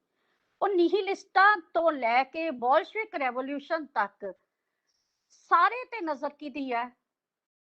ਸ਼ਹੀਦ ਭਗਤ ਸਿੰਘ ਦੀ। ਔਰ ਇਹ ਨਜ਼ਰ ਹੀ ਨਹੀਂ ਹੈ, ਇਹਦੇ ਤੇ ਬਹੁਤ ਸੰਜੀਦਗੀ ਦੇ ਨਾਲ ਵਿਚਾਰ ਵਿਮਰਸ਼ ਵੀ ਹੁੰਦੇ ਆ, ਜਿਹਨੂੰ ਫਿਰ ਮੈਂ ਇਨਕਲਾਬ ਦੇ ਵਿੱਚ ਗੱਲ ਕਰਾਂਗੀ ਜਦੋਂ ਮੇਰਾ ਸੈਕਿੰਡ ਥੀਸਿਸ ਸ਼ੁਰੂ ਹੋਏਗਾ। ਤੀਜੀ ਜਿਹੜੀ ਇੰਪੋਰਟੈਂਟ ਵਰਲਡ ਦੇ ਵਿੱਚ ਚੀਜ਼ ਹੋ ਰਹੀ ਹੈ ਉਹ ਹੈ division of the world into 2 parts. World war ਵਾਲੇ ਪਾਸੇ ਚੱਲ ਰਿਹਾ 1914 ਤੇ 1919, ਫਰਸਟ ਵਰਲਡ ਵਾਰ, ਪਹਿਲਾ ਵਿਸ਼ਵ ਯੁੱਧ। ਉਦੋਂ ਆਲਟਰਨੇਟਿਵ ਲੱਭੇ ਜਾ ਰਹੇ ਆ, ਕਿਹੜੇ ਆਲਟਰਨੇਟਿਵ ਦੇ ਨਾਲ ਅਸੀਂ ਜਿਹੜੇ ਸਾਡੇ ਵਰਗੇ ਦੇਸ਼ ਹੈ, ਗੁਲਾਮ ਦੇਸ਼ ਹੈ, ਵੀ ਕਿਹੜੇ ਆਲਟਰਨੇਟਿਵ ਦੇ ਨਾਲ ਅਸੀਂ ਆਜ਼ਾਦੀ ਲੈ ਸਕਦੇ ਹਾਂ। ਕਿ ਆਤੰਕਵਾਦ ਹੋ ਸਕਦਾ ਹੈ, ਕਿ ਡੈਮੋਕ੍ਰੇਸੀ ਲਈ ਆਵਾਜ਼ ਚੱਕੀ ਜਾ ਸਕਦੀ ਹੈ, ਕਿ ਕੋਈ ਹੋਰ ਆਲਟਰਨੇਟਿਵ ਸਰਕਾਰਾਂ ਜਿਹੜੀ ਹੈ ਉਸ ਤਰ੍ਹਾਂ ਦੇ ਅਸੀਂ ਮਾਡਲ ਤੇ ਚੱਲ ਸਕਦੇ ਹਾਂ। ਤੇ ਕਈ ਮਾਡਲ ਚੱਲ ਰਹੇ ਆ ਉਸ ਟਾਈਮ। ਇੰਡੀਆ ਦੇ ਵਿੱਚ ਬਹੁਤ ਕੁਝ ਹੈ ਜਿਹੜਾ ਕਿ ਮੈਂ ਇਸ ਟਾਈਮ ਦੀ ਸ਼ਾਰਟੇਜ ਵੀ ਹੋਏਗੀ ਤਾਂ ਮੈਂ ਨਹੀਂ ਲੈ ਸਕਦੀ, but there are a lot of many things, ਬਹੁਤ ਸਾਰੇ ਆਲਟਰਨੇਟਿਵ ਹੈ ਜਿਹਦਾ ਤੇ ਗੱਲ ਉਸ ਵੇਲੇ ਚੱਲ ਰਹੀ ਹੈ, ਜਿਹਨੂੰ ਅਸੀਂ ਨਜ਼ਰ ਵਿੱਚ ਧਿਆਨ ਵਿੱਚ ਰੱਖਾਂਗੇ। ਸੋ ਇਹ ਇੰਟਰਨੈਸ਼ਨਲ এনवायरमेंट ਸ਼ਹੀਦ ਭਗਤ ਸਿੰਘ ਦੇ ਉੱਤੇ ਬਹੁਤ ਅਸਰ ਦੇ ਰਿਹਾ ਹੈ। ਇੰਨਾ ਕੁ ਅਸਰ ਪਾ ਰਿਹਾ ਹੈ ਕਿ ਉਹਨਾਂ ਨੂੰ ਉਹਨਾਂ ਦੀ ਖਿੱਚ ਜਿਹੜੀ ਹੈ ਉਹ ਸਾਰੀ ਦੀ ਸਾਰੀ ਪਰਿਵਾਰਿਕ ਮਾਹੌਲ ਤੋਂ ਹਟ ਚੁੱਕੀ ਹੈ। ਉਹ ਭੱਜ ਭਜਾਉਣ ਦੀ ਦੁਨੀਆ ਦੇ ਵਿੱਚ ਪੈ ਚੁੱਕੇ ਨੇ। ਉਹ ਗੁਪਤ ਐਸੋਸੀਏਸ਼ਨ ਬਣਾਉਣ ਲੱਗੇ ਨੇ। ਉਹ ਪਰਿਵਾਰ ਤੋਂ ਭੱਜ ਕੇ ਉਹਨਾਂ ਦੇ ਵਿਆਹ ਲਈ, ਜਿਵੇਂ 1923 ਦੀ ਗੱਲ ਹੈ, ਤਾਂ ਕਿਸ਼ਨ ਸਿੰਘ ਜੀ ਨੇ ਫਾਦਰ ਉਹਨਾਂ ਨੇ ਕੰਪੈਲ ਕੀਤਾ ਕਿ ਇਹਨਾਂ ਦਾ ਵਿਆਹ ਕਰ ਦੇਣਾ ਚਾਹੀਦਾ, ਔਰ ਕਾਫੀ ਜ਼ਿਆਦਾ ਉਹਦੀ ਚੱਲਦੀ ਹੈ, ਵਾਰਤਾਲਾਪ ਵੀ ਹੈ। ਤਾਂ ਉਹ ਭੱਜ ਪੈਂਦੇ ਆ, ਉੱਥੋਂ ਭੱਜ ਕੇ ਇੱਥੇ ਪਹੁੰਚਦੇ ਆ, ਕਾਨਪੁਰ ਪਹੁੰਚ ਜਾਂਦੇ ਆ। And Kanpur is the centre of revolutionary activities. ਹੁਣ ਮੈਂ ਇੱਥੇ ਇਸ ਲੈਂਡ ਆਫ ਇੰਸਰਜੈਂਸੀ ਤੇ ਇੱਕ ਠੱਲ ਪਾਵਾਂਗੀ। ਕਿਹੜੇ ਸ਼ਬਦਾਂ ਦੇ ਨਾਲ? ਜਿਹੜੀ ਗੱਲ ਉਹਨਾਂ ਨੇ ਸੁਖਦੇਵ ਸਿੰਘ ਜੀ ਨੂੰ ਲਿਖੀ ਹੈ, ਸੁਖਦੇਵ ਜੀ ਨੂੰ ਲਿਖੀ ਹੈ। ਸੁਖਦੇਵ ਜੀ ਨੂੰ ਉਹ ਕੀ ਕਹਿੰਦੇ ਆ? ਦ ਵਰਡਸ ਹੈ ਉਹ ਵਰਡਸ सुनाने बहुत जरूरी है। As he wrote in a letter to Sukhdev that they were nothing but the product of times। वो कुछ भी नहीं है बल्कि कहते तू और मैं सोचते होवो भी ਅਸੀਂ ਇਹ ਕ੍ਰਾਂਤੀ ਦਾ ਸਿਹਰਾ ਬੰਨਿਆ, ਨਹੀਂ ਅਸੀਂ ਨਹੀਂ ਕਰਦੇ ਤਾਂ ਕੋਈ ਹੋਰ ਕਰਦਾ, ਕਿਸੇ ਨਾ ਕਿਸੇ ਨੇ ਕਰਨਾ ਸੀ ਕਿਉਂਕਿ ਅਸੀਂ ਸਮੇਂ ਦੀ ਪੈਦਾਇਸ਼ ਆ। So this is why I took the word led of insurgency। ਤਾਂ ਮੇਰੇ ਲਈ insurgency ਕੀ ਹੈ, ਜਦੋਂ ਉਹ ਪੈਦਾ ਹੁੰਦੇ ਆ ਉਦੋਂ ਤੋਂ ਹੀ insurgency ਚੱਲ ਪੈਂਦੀ ਹੈ, ਔਰ ਇਹ insurgency ਦਾ ਮਾਹੌਲ ਉਹਨਾਂ ਦੇ ਨਾਲ ਚੱਲਦਾ ਰਹਿੰਦਾ till 1931। ਇਸ ਕਰਕੇ ਮੈਂ ਉਹਨਾਂ ਦਾ ਨਾਮ ਰੱਖਿਆ ਹੈ led of insurgency। ਹੁਣ ਮੈਂ ਆਪਣੇ ਥੀਸਿਸ ਦੇ ਦੂਜੇ ਹਿੱਸੇ ਨੂੰ ਪਕੜਨਾ ਚਾਹਾਂਗੀ। ਦੂਜਾ ਹਿੱਸਾ ਇਹਦੇ ਨਾਲ ਨਾਲ ਹੀ ਚੱਲਦਾ ਹੈ, ਪਰ ਮੈਂ ਇੱਕ ਮਾਡਲ ਸੈੱਟ ਕਰਨਾ ਸੀ, ਇੱਕ ਸਟਰਕਚਰ ਦੇ ਵਿੱਚ ਲੈ ਕੇ ਆਣਾ ਸੀ ਸਾਰੀ ਗੱਲਬਾਤ ਨੂੰ। ਜੇ ਮੈਂ ਇਕੱਠਾ ਲੈਂਦੀ 23 ਸਾਲਾਂ ਦਾ ਇਹ ਜਵਾਨ ਜੋ ਕੁਝ ਕਰ ਰਿਹਾ ਹੈ, ਜਾਂ ਮੈਂ ਕਹਿੰਦੀ 12 ਸਾਲ ਦਾ ਇੱਕ ਬੱਚਾ ਜੋ ਕੁਝ ਕਰ ਰਿਹਾ ਹੈ, ਉਹ ਸਾਨੂੰ ਹੈਰਾਨੀ ਦੇ ਵਿੱਚ ਪਾ ਰਿਹਾ ਹੈ, ਤੇ ਉਹ ਸਾਰੇ ਦੇ ਨਾਲ ਮੈਂ ਨਿਆਂ ਨਾ ਕਰ ਪਾਉਂਦੀ ਜੇ ਮੈਂ ਉਹਨੂੰ ਦੋ ਹਿੱਸਿਆਂ ਵਿੱਚ ਵੰਡ ਕੇ ਆਪਣੀ ਗੱਲ ਨੂੰ ਪੂਰਾ ਨਾ ਕਰਦੀ। ਕਿਉਂਕਿ ਜ਼ਿਆਦਾਤਰ ਅਸੀਂ ਕੀ ਕਰਦੇ ਹਾਂ ਕਿ ਇਨਕਲਾਬ ਦੀ ਗੱਲ ਕਰਦੇ ਹੋਏ ਫਟਾਫਟ ਦੇਖਦੇ ਆ, ਇਮੇਜਿਨੇਸ਼ਨ ਚਲੇ ਜਾਂਦੇ ਆ। ਖਾਸ ਕਰਕੇ ਜੇ ਮੈਂ ਵੀ ਹੋਵਾਂ 18-19 ਸਾਲ ਦੀ ਤਾਂ ਮੈਂ ਵੀ ਇਸੇ ਤਰ੍ਹਾਂ ਇੱਕ ਫੈਂਟੈਸੀ ਵਰਲਡ ਦੇ ਵਿੱਚ ਆਵਾਂ ਜਿਹਦੇ ਵਿੱਚ ਸ਼ਹੀਦ ਭਗਤ ਸਿੰਘ ਜੀ ਦੀ ਜਦੋਂ ਪਿਕਚਰ ਨਜ਼ਰ ਆਉਂਦੀ ਹੈ ਤਾਂ ਇੱਕ ਗਨ ਹੱਥ, ਪਿਸਟਲ ਹੱਥ ਵਿੱਚ ਪਕੜੇ ਹੋਏ, ਚੋਰੀ ਤਰ੍ਹਾਂ ਦੇਖਦਾ ਹੋਇਆ ਪਾਸੇ ਦੀ, ਔਰ ਇੱਕ ਇਹੋ ਜਿਹਾ ਜਿਹੜਾ ਕਿ ਮੁੱਛਾਂ ਨੂੰ ਵੱਟ ਦਿੰਦਾ ਹੈ ਇੱਕ ਜੱਟ, ਜਾਂ ਇੱਕ ਵਿੰਡ ਸਕਰੀਨ ਦੇ ਉੱਤੇ ਲਾਇਆ ਹੋਇਆ ਸਟicker, ਜਾਂ ਗਲੀਆਂ ਦੇ ਉੱਤੇ ਜਾਂ ਚੌਰਾਹਿਆਂ ਦੇ ਉੱਤੇ ਵਿਕਣ ਵਾਲੇ ਉਹਨਾਂ ਦੇ ਸਟicker। ਅਸੀਂ ਕਿਤੇ ਉੱਥੇ ਉਲਝ ਕੇ ਰਹਿ ਗਏ। ਅਸੀਂ ਉਹਨਾਂ ਨੂੰ ਕਦੀ ਇਸ ਤਰੀਕੇ ਦਾ ਪੜ੍ਹਨ ਦੀ ਕੋਸ਼ਿਸ਼ ਨਹੀਂ ਕੀਤੀ ਕਿ ਉਹਨਾਂ ਦਾ ਇਨਕਲਾਬ ਕੀ ਸੀਗਾ। That is why I said Bhagat Singh and his inkılap, not inkılap, his mean particular his, what he was thinking of inkılap।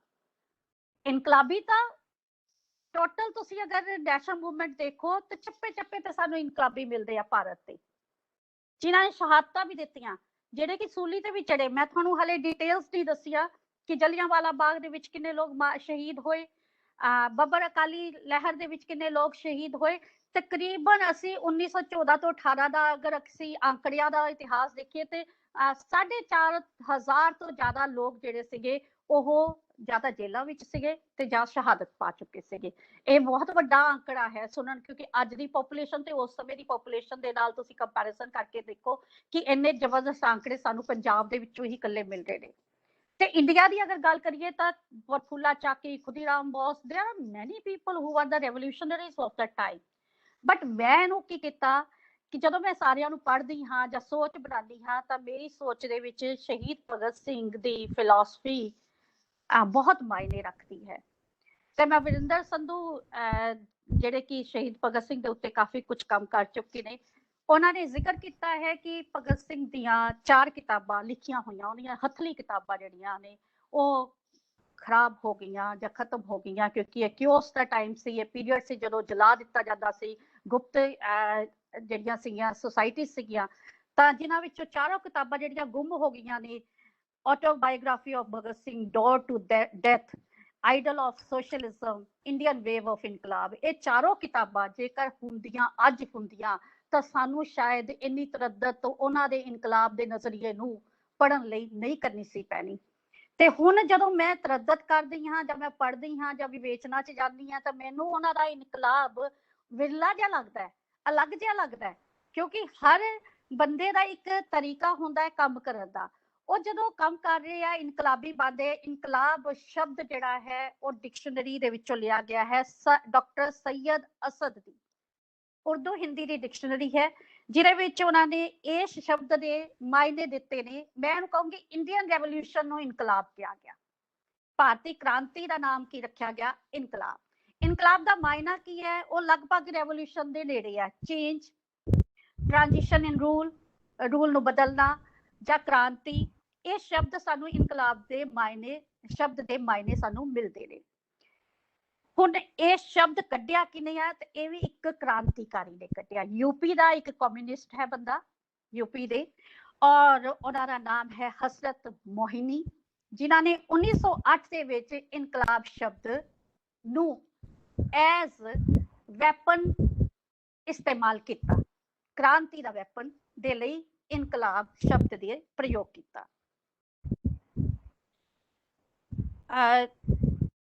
Question ये उठता है कि भगत सिंह दे इनकलाब नूं बाकियां दे इनकलाब तो क्यों अलग किया गया?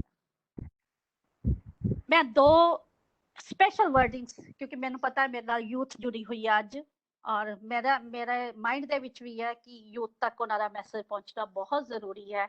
शायद बाद विचों जोड़ा सर भी इस ते गल करनगे, मैनूं लगदा है, क्योंकि जे मैं उन्हां दी पर्सनैलिटी नूं सही मायने दे विच पढ़ सकी हां तां इनकलाब दी गल जरूर करनगे।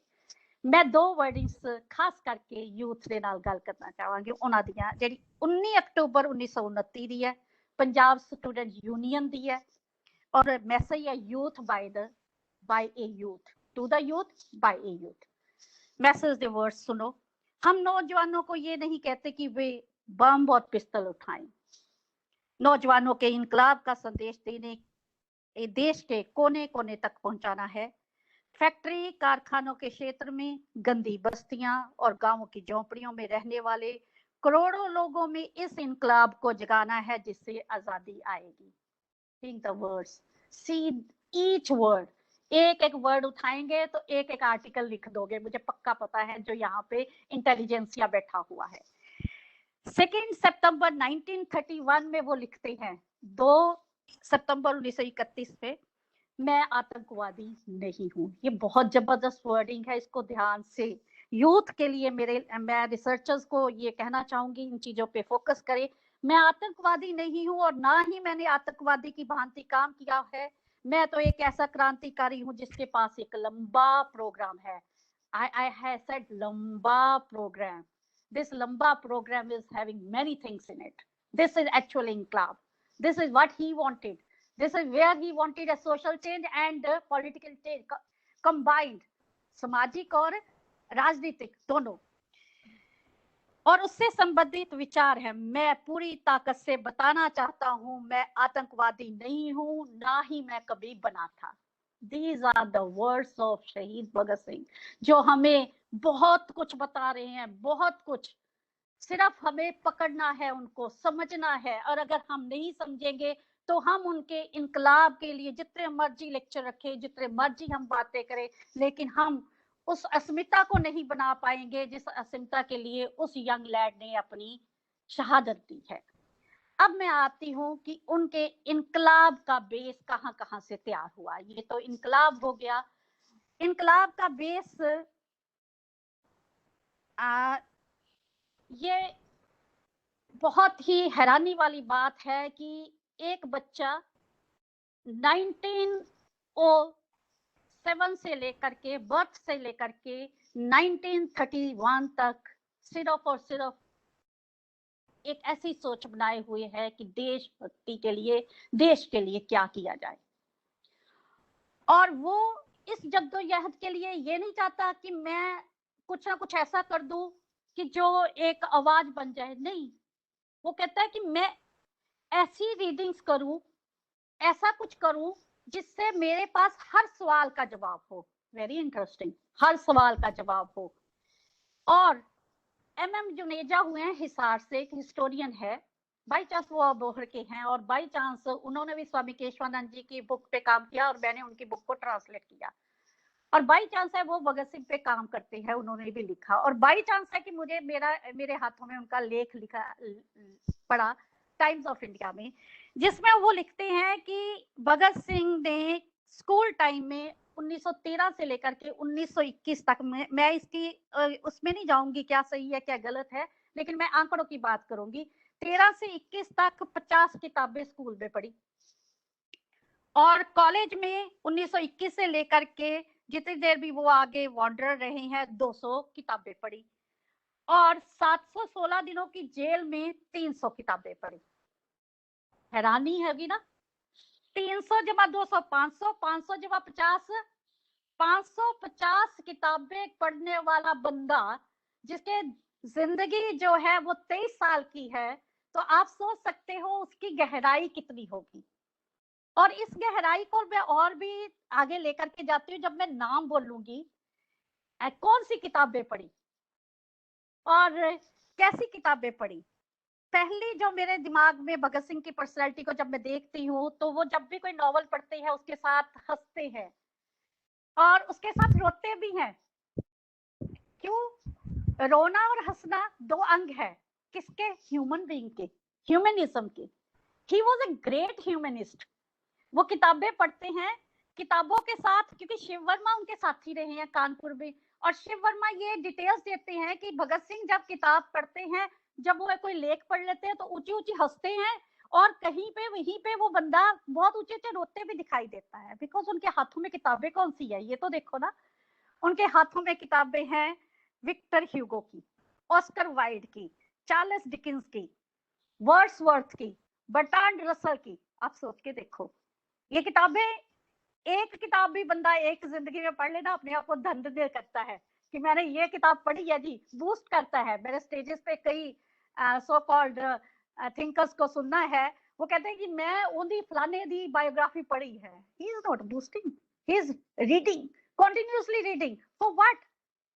For knowing humanism. सॉन्ड्रेस को मार दिया, सॉन्ड्रेस को मारने के बाद वो क्या कहते हैं? मुझे दुख है, मैंने एक मनुष्य को मारा।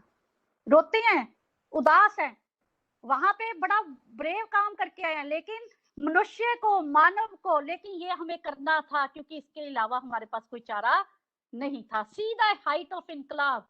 एक तरफ ह्यूमनिज्म है, एक बंदा जो कभी भी ना चोरी करना चाहता है, ना झूठ बोलना चाहता है, छोटी सी डकैती के टाइम पे भी वो कुछ भी नहीं करके तब भी कई टाइम खाना नहीं खाया। वो बंदा जो देश के लिए भूख हड़ताल कर सकता है, वो बंदा जो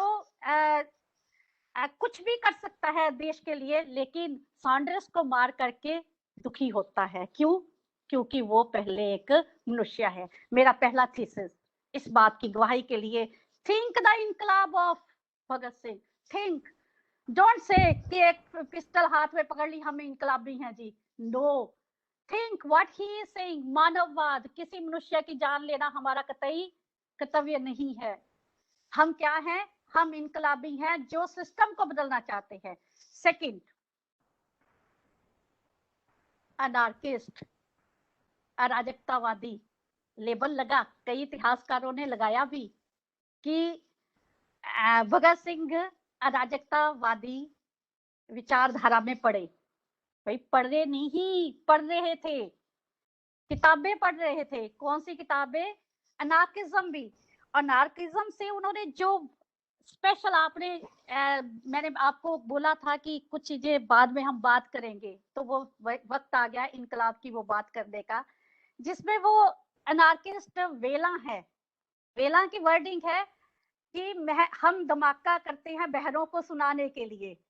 और जब भगत सिंह ने कब किया? 1931 में, जब वो क्या करते हैं, कॉन्स्टिट्यूशन, जब वो असेंबली में धमाका करते हैं, और असेंबली में धमाका करते हुए साथ में वर्ड्स क्या बोलते हैं? वही वेला वाले वर्ड। वेला क्या है? अनार्किस्ट। अनार्किस्ट क्या है?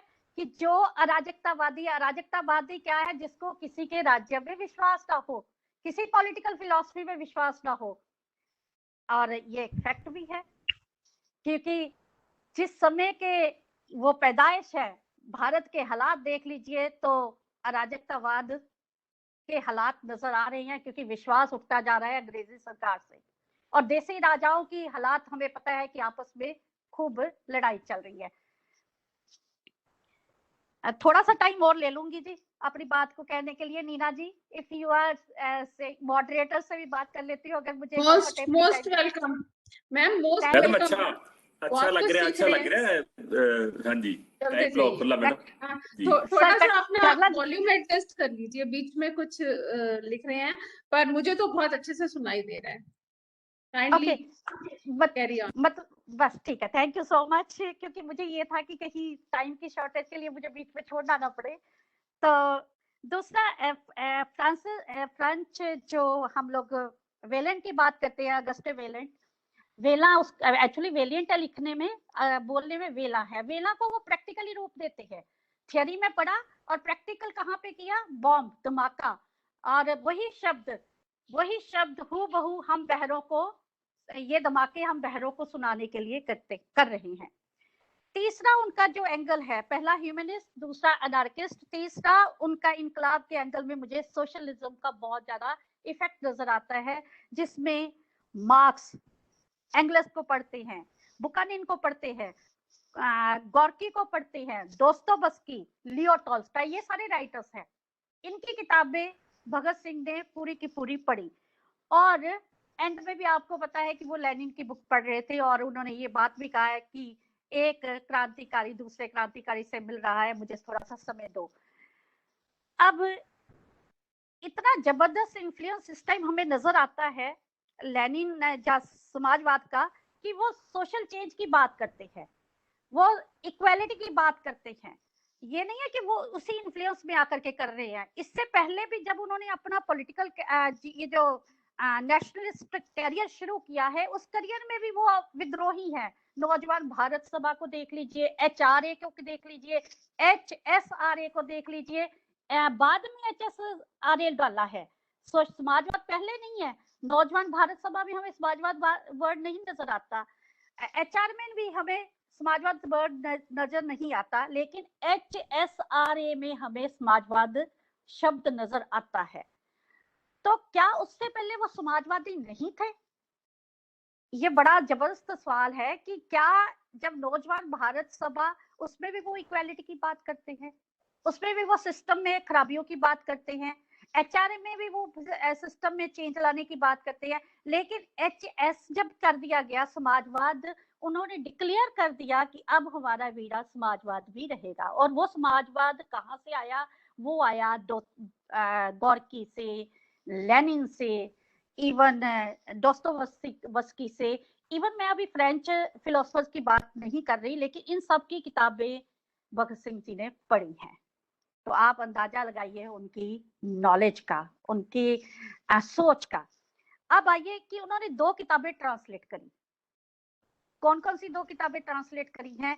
एक तो आयरिश लीडर डीन ब्रायन की ऑटोबायोग्राफी, और दूसरी किताब वीर सावर की फर्स्ट वॉर ऑफ इंडिपेंडेंस। ये 2 किताबें भगत सिंह जी ने ट्रांसलेशन करी हैं। कलम के धनी वो थे, क्योंकि इतनी सारा पढ़ने वाला बंदा लेखनी तो करेगा ही, वो भाव जरूर देगा। ये हो ही नहीं सकता जो एक अच्छा रीडर है वो भाव ना दे।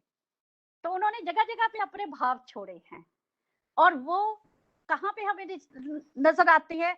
जब वो कीर्ति में लिख रहे हैं, जब वो प्रताप में लिख रहे हैं, जब वो प्रभा में लिख रहे हैं, जब वो महारथी में लिख रहे हैं, जब वो चांद में लिख रहे हैं।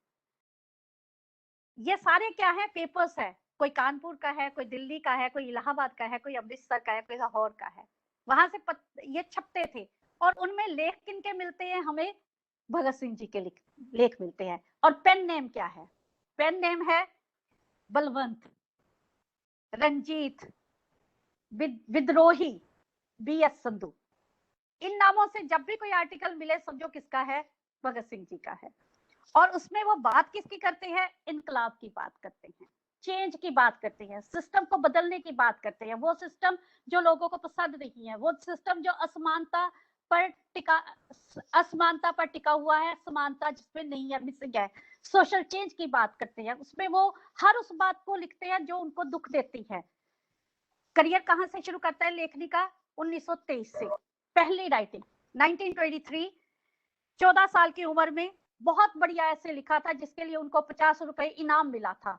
और वो राइटिंग थी the problem of Punjab language and script. मैं आप से सभी से अनुरोध करूंगी, go through this writing, see the depth of the philosophy. जो उस टाइम 14 साल के बच्चे के अंदर क्रांति की वेव नजर आती है, उसमें वो सिर्फ पंजाबी की इंपॉर्टेंस नहीं बता रहे, वो बाकी सारी कम्युनिटीज में भाषा के कारण जो बदलाव आ रहे हैं, और वो राष्ट्रवाद की जो एक राष्ट्रवाद का सिनेरियो है, एनवायरनमेंट है, उसमें अपना योगदान दे रहे हैं, वो उसमें नजर आता है 1923 में 14 साल की उम्र में। दूसरी राइटिंग 25-26 में बब्बर अकाली स्टेट, जब मैंने मोता सिंह और किशन सिंह गड़गड़ की बात करी थी, जब हम ये कह रहे थे कि उस दिन होली का दिन था और होली के दिन लोग होली मना रहे थे और उनको बड़ा दुख हुआ कि हमारे इतने लोग देश के लिए शहादत दे रहे हैं और ये लोग होली मना रहे हैं। तो ये लेख दुख वाला लेख भी है और उसमें लोगों को अवेयर करने की एक कोशिश भी नजर आती है। तो ये इनकलाब है भगत सिंह का, होली के दिन, on the day of Holi.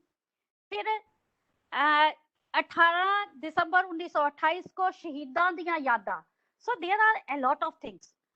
अछूत और सांप्रदायिक दंगे व उनका इलाज, ये articles, these are the articles which have to be gone through for understanding his इनकलाब। उनके इनकलाब को पढ़ने के लिए, समझने के लिए सिर्फ एक बम धमाका, एक सॉन्डर्स का कत्ल, या एक बंदा जो कि जेल में है और जो कि हो सकता है बहुत दुखी हो, ऐसा नहीं है। वो पढ़ रहा है, लगातार पढ़ रहा है, वो एक एक मिनट अपना इस्तेमाल कर रहा है, एक एक सेकंड इस्तेमाल हो रहा है, किसके लिए? कि आगे का एक्शन क्या होगा, आगे का एक्शन क्या होगा। तो he is a person who is can be considered inquilabi in true sense. और प्रोफेसर जगमोहन सिंह जी लिखते हैं, प्रोफेसर जगमोहन सिंह जी का नाम मैंने क्यों लिया? ही इज नेफ्यू ऑफ शहीद भगत सिंह। उनकी सिस्टर लुधियाना में अभी भी है, बड़ा अच्छा एक वो शहीद भगत सिंह के ऊपर काम कर रहे हैं, लगातार लगे हुए हैं। तो उनके साथ मेरा रास्ता होता रहता है, कुछ किताबें मैं ट्रांसलेट भी कर रही हूँ उनके साथ मिल करके। तो प्रोफेसर जगमोहन सिंह जी लिखते हैं कि आगरा में उन्होंने, जब उन्होंने बम धमाके की बात करनी थी, जब प्लान किया जा रहा था कि बम धमाका करना है, तब उन्होंने आगरा में एक लाइब्रेरी एस्टेब्लिश करी जिसमें 70 लेखकों की 175 किताबें थी। 70 लेखकों की 175 किताबें। वो बंदा जो भागा भागा फिर रहा है, वो बंदा जिसके सामने पता है कि मेरे सर पे फांसी का फंदा लटक रहा है। बिकॉज ये आपको भी मैंने कई बातें हैं नहीं कर पा रही due to the limitation of time. अगर आप उनकी ये सारी चीजें कि वो कौन सी जेल से कैसे कैसे उन्होंने अपना नाम प्रपोज किया, कैसे कैसे उनके नाम को निकाला गया, लेकिन अल्टीमेटली उनका नाम सुखदेव जी के कहने पे डाला गया। किसके लिए? बम धमाके के लिए। सो पता था कि बम धमाके में जो पिस्टल यूज किया जा रहा है वही सैंडर्स के कत्ल में यूज किया गया था। पता था कि ये पकड़ा जाएगा और पकड़ा गया तो फांसी की सजा होगी, ये सब पता था, क्लियर था उनको। और तब भी उन्होंने इसको एक्सेप्ट किया था कि मैं ये लूंगा। और उसी टाइम में, उसी दौर में, तशद्दुद में, उसी दौर, मैं तशद्दुद क्यों कह रही हूँ? क्योंकि मैं एक आम आदमी हूँ। भगत सिंह इसको तशद्दुद नहीं मानते, वो इसे रोमांस मानते हैं कि कुछ करना है, देश के लिए कुछ करना है। लेकिन मैं एक आम आदमी हूँ तो मैं इसे तशद्दुद कहती हूँ, शब्दों को देखिए। और उस टाइम भी वो बंदा एक क्रांति के लिए किताबें इकट्ठी कर रहा है, क्योंकि उनके लिए क्रांति बंदूकों से नहीं आती, विचारों से आती है। तो विचार उनके लिए सर्वोपरि है, क्रांति उनके लिए सर्वोपरि है जो विचारों पर आधारित हो। वो अपने फ्रेंड्स को, जयदेव को कहते हैं, शिव वर्मा को कहते हैं कि तुम्हारा जिंदा रहना जरूरी है। हम लोग चले गए, कम से कम तुम लोग तो पता क्या करोगे, असली लड़ाई तो तुम्हारी है, हम तुम्हारी लड़ाई तो एक मूवमेंट की है कि हम चले जाएंगे, पार लग जाएंगे। लेकिन तुमने लंबा अरसा चलना है, लंबा अरसा। एंड बीके दत्त रहे भी, बीके दत्त 1963 में उनकी डेथ हुई है। और विद्यावती जो कि रेवरेंड मदर ऑफ शहीद भगत सिंह, विद्यावती जी उनको मिलने जाती रही हैं बीके दत्त के पास। और बीके दत्त बंगाली थे, उनके साथ बहुत अच्छे ताल्लुकात थे। वो शहीद भगत सिंह का चेहरा बीके दत्त के में से देखती थी। तो इनकलाब की इन डायमेंशंस को बहुत लोगों ने नजरअंदाज किया है। तो मेरे हिसाब से इन सभी चीजों को, जो चीजें मैंने आपके सामने रखा है, उसमें जो भगत सिंह का इनकलाब है उसकी जहां तक मैं ले जाना चाहती हूँ, वो चीज यही है कि प्लीज इनकलाब के मायने समझिए। बंदूकें उठा करके चलना इनकलाब नहीं है। कुछ संजीदगी से पढ़ के, कुछ लोगों को गाइड करके, कुछ अच्छी मशाल जला करके। अभी मैंने किताबों के नाम नहीं, कुछ किताबें हैं मेरे सामने, अभी भी मुझे मुंह चिढ़ा रही हैं कि बोल लो, तो मैं बोल दूं तो अच्छा ही रहेगा। कि जयदेव को पत्र लिखते हैं 24/7/1930 को। कहाँ से लिखते हैं? लाहौर सेंट्रल जेल से। और पत्र में क्या है? पत्र में हालचाल पूछा है और कहा है कुलबीर, कुलबीर उनका भाई है, कुलबीर के हाथ मुझे ये किताबें भेज देना। मैं सॉरी टू से मैं बीच में भूल गई, द्वारकादास लाइब्रेरी का बहुत बड़ा योगदान है उनकी जिंदगी में। और द्वारकादास लाइब्रेरी पहले तो लाहौर में थी, आजकल चंडीगढ़ है। और वहां पे राजा राम शास्त्री हुए थे लाइब्रेरियन। उन्होंने बहुत सारी किताबें भगत सिंह पर लिखी हैं, तो आप चाहेंगे तो पढ़ भी सकते हो। तो वहां से वो कहते हैं द्वारकादास लाइब्रेरी से मुझे ये किताबें भेजना। किताबों के नाम सुनिए, आप हैरान हो जाओगे किताबों के नाम सुन करके। और मैं भी होती हूँ, क्योंकि मैं भी क्रांतिकारी नहीं हूं ना। अगर क्रांतिकारी होती तो शायद पढ़ते, एक किताब तो पढ़ते उठा करके।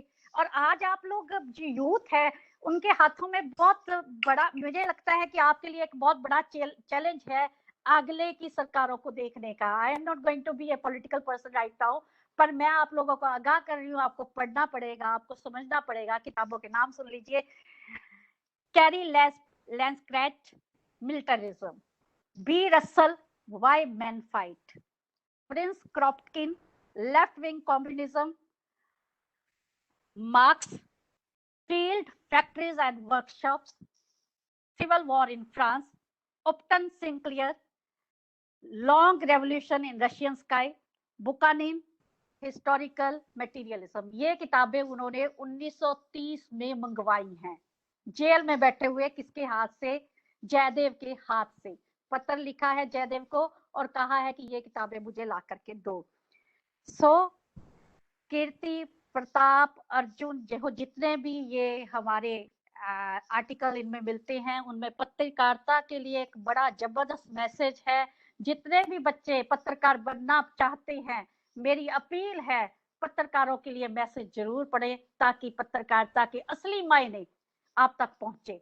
क्योंकि पत्रकारिता ऑनेस्ट होनी चाहिए, सच की आवाज को बुलंद करने वाली होनी चाहिए, और पत्रकारिता ऐसी होनी चाहिए जिससे कि लोगों को रास्ता मिले। ये भगत सिंह जी ने कहा है, तो इसको ध्यान से पढ़िए।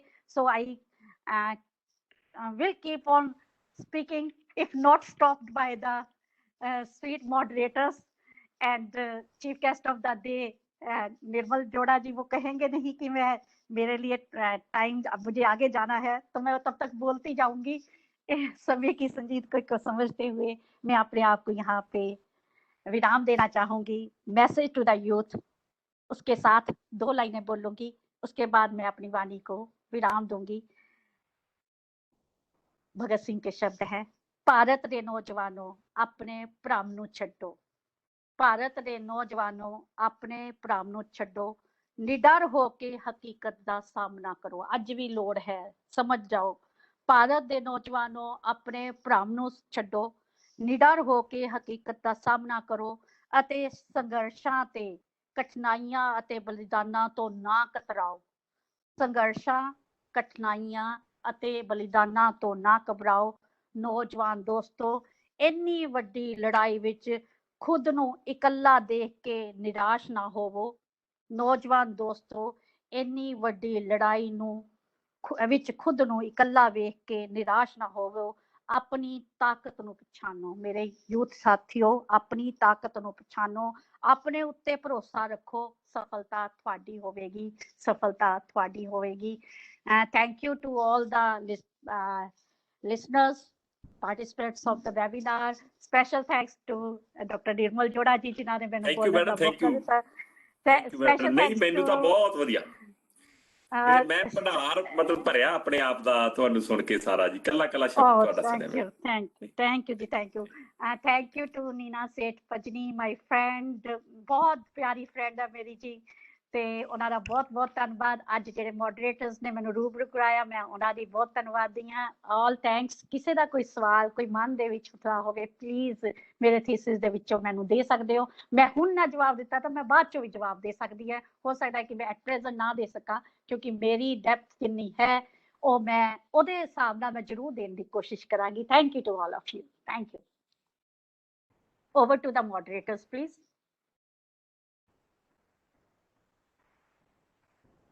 Over to the moderators, please. Am I audible to all of you?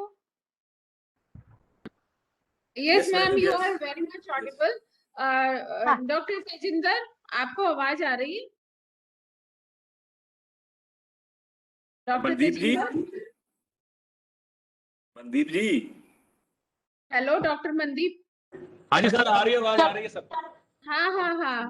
ਆ ਰਹੀ ਹੈ ਸਰ ਆਵਾਜ਼। ਮੈਮ ਇੱਕ ਰੇਖਾ ਮੈਮ ਮੇਰਾ ਇੱਕ ਸਵਾਲ ਸੀ, ਤੁਸੀਂ ਦੱਸ ਰਹੇ ਸੀ ਕਿ ਹਾਂਜੀ। ਦਵਾਰਕਾ ਦਾਸ ਲਾਇਬ੍ਰੇਰੀ ਹੈਗੀ ਸੀ, ਉਹ ਚੰਡੀਗੜ੍ਹ ਦੇ ਵਿੱਚ ਸ਼ਿਫਟ ਹੋ ਚੁੱਕੀਆਂ ਨੇ ਉਹ ਕਿਤਾਬਾਂ। ਹਾਂ ਹਾਂ ਹਾਂ, ਦਵਾਰਕਾ ਦਾਸ ਲਾਇਬ੍ਰੇਰੀ ਦੇ ਵਿੱਚ ਚੰਡੀਗੜ੍ਹ ਦੇ ਵਿੱਚ ਯੂਨੀਵਰਸਿਟੀ ਦੇ ਬਹੁਤ ਨੇੜੇ ਹੈ, ਪੰਜਾਬ ਯੂਨੀਵਰਸਿਟੀ ਦੇ ਨੇੜੇ ਬਹੁਤ ਸਾਰੀਆਂ ਕਿਤਾਬਾਂ ਤੁਹਾਨੂੰ ਉੱਥੇ ਮਿਲਣਗੀਆਂ। ਠੀਕ ਹੈ ਜੀ। ਤਾਂ ਮੈਮ ਤੁਹਾਡਾ ਬਹੁਤ ਬਹੁਤ ਧੰਨਵਾਦ ਮੈਮ, ਤੁਸੀਂ ਇੱਕ ਬੇहद ਮੁਸ਼ਕਿਲ ਵਿਸ਼ੇ ਨੂੰ ਇੰਨੀ ਸਰਲਤਾ ਨਾਲ ਤੇ ਐਫਰਟਲੈਸਲੀ ਬਿਆਨ ਕੀਤਾ। ਤੇ ਮੈਂ ਪਹਿਲੀ ਵਾਰ ਸ਼ਹੀਦ ਭਗਤ ਸਿੰਘ ਹੋਰਾਂ ਦਾ ਇਸ ਤਰ੍ਹਾਂ ਦਾ ਐਵੋਲੂਸ਼ਨ, ਕਿਸ ਤਰ੍ਹਾਂ ਦਾ ਉਹਨਾਂ ਮੈਂਟਲ ਮੇਕਅਪ ਬਣਿਆ, ਉਹਨਾਂ ਦੀ ਕਿਤਾਬਾਂ ਦੀ ਲੇਬਰ ਨੂੰ ਜਿਸ ਤਰ੍ਹਾਂ ਤੁਸੀਂ ਦੱਸਿਆ ਕਿ ਕਿਸ ਤਰ੍ਹਾਂ ਇੱਕ ਰੈਵੋਲੂਸ਼ਨਰੀ ਤਿਆਰ ਉਹਨਾਂ ਦੀ ਸੋਚ ਕਿਸ ਤਰ੍ਹਾਂ ਵਿਕਸਿਤ ਹੋਈ। ਇਹ ਜ਼ਰੂਰ ਜਿਹੜੇ ਸਾਡੇ ਬੱਚੇ ਸੁਣ ਰਹੇ ਨੇ ਉਹ ਵੀ ਕਿਤਾਬਾਂ ਪੜ੍ਹਨ ਵਾਸਤੇ ਪ੍ਰੇਰਿਤ ਹੋਣਗੇ, ਕਿਉਂਕਿ ਅੱਜ ਕੱਲ੍ਹ ਜੋ ਸਮਾਂ ਚੱਲ ਰਿਹਾ ਬੱਚੇ ਬਿਲਕੁਲ ਕਿਤਾਬਾਂ ਨਹੀਂ ਪੜ੍ਹਦੇ।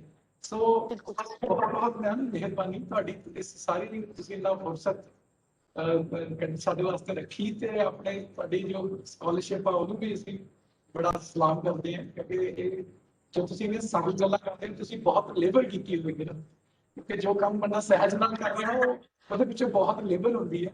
ਸੋ ਅਸੀਂ ਤੁਹਾਡੇ ਬਹੁਤ ਬਹੁਤ ਸ਼ੁਕਰਗੁਜ਼ਾਰ ਹਾਂ ਮੈਮ, ਤੁਸੀਂ ਸਾਨੂੰ ਸਮਾਂ ਦਿੱਤਾ। ਤੇ मैं एक मिनट मैं सिर्फ 1 मिनट लूंगी। मैम बहुत ही वेल रिसर्च था आपका आर्टिकल, और एक सोशली रिस्पॉन्सिव आपने उसे रखा, कीपिंग इन व्यू कि हमारा एज ग्रुप क्या है जो उसे पार्टिसिपेट कर रहा है। क्योंकि एक बताना, आप बिल्कुल ठीक कह रहे थे, बल्कि मेरे सामने तो ऐसे जैसे एक मूवी चल रही थी और आप उसे को रिलेट कर रहे थे और बता रहे थे कि एनवायरनमेंट का क्या रोल होता है। और सिर्फ भगत सिंह को इस तरह से देखना कि हाथ में रिवॉल्वर ले रखी है, या इंकलाब का मतलब क्या होता है कि जो भी हम बहुत ही आसानी से बच्चे उसे यूज कर लेते हैं, या फिर वो किस तरह से उसकी शहादत को कैसे लें, और एक क्रांतिकारी होना और उस तक पहुंचना, और जो बुक्स का रोल है, ये आपने जो चीजें बताई ना, क्योंकि ये नीड ऑफ द आवर है, लाइब्रेरीज खाली पड़ी होती हैं, बुक्स पढ़ना तो बहुत दूर है, क्योंकि अब उन्हें लगता है कि गूगल ही एक देवता है जहाँ जो कुछ डालो आ जाता है ना। तो वो असलियत में वो नहीं आता कि जो आए। तो ये सब जो चीजें हैं ना, एक सोशली रिस्पॉन्सिव लेक्चर था इन शॉर्ट।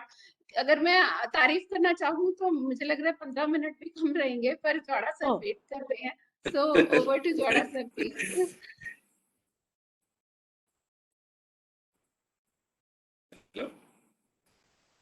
हेलो, आ रही मेरी आवाज में?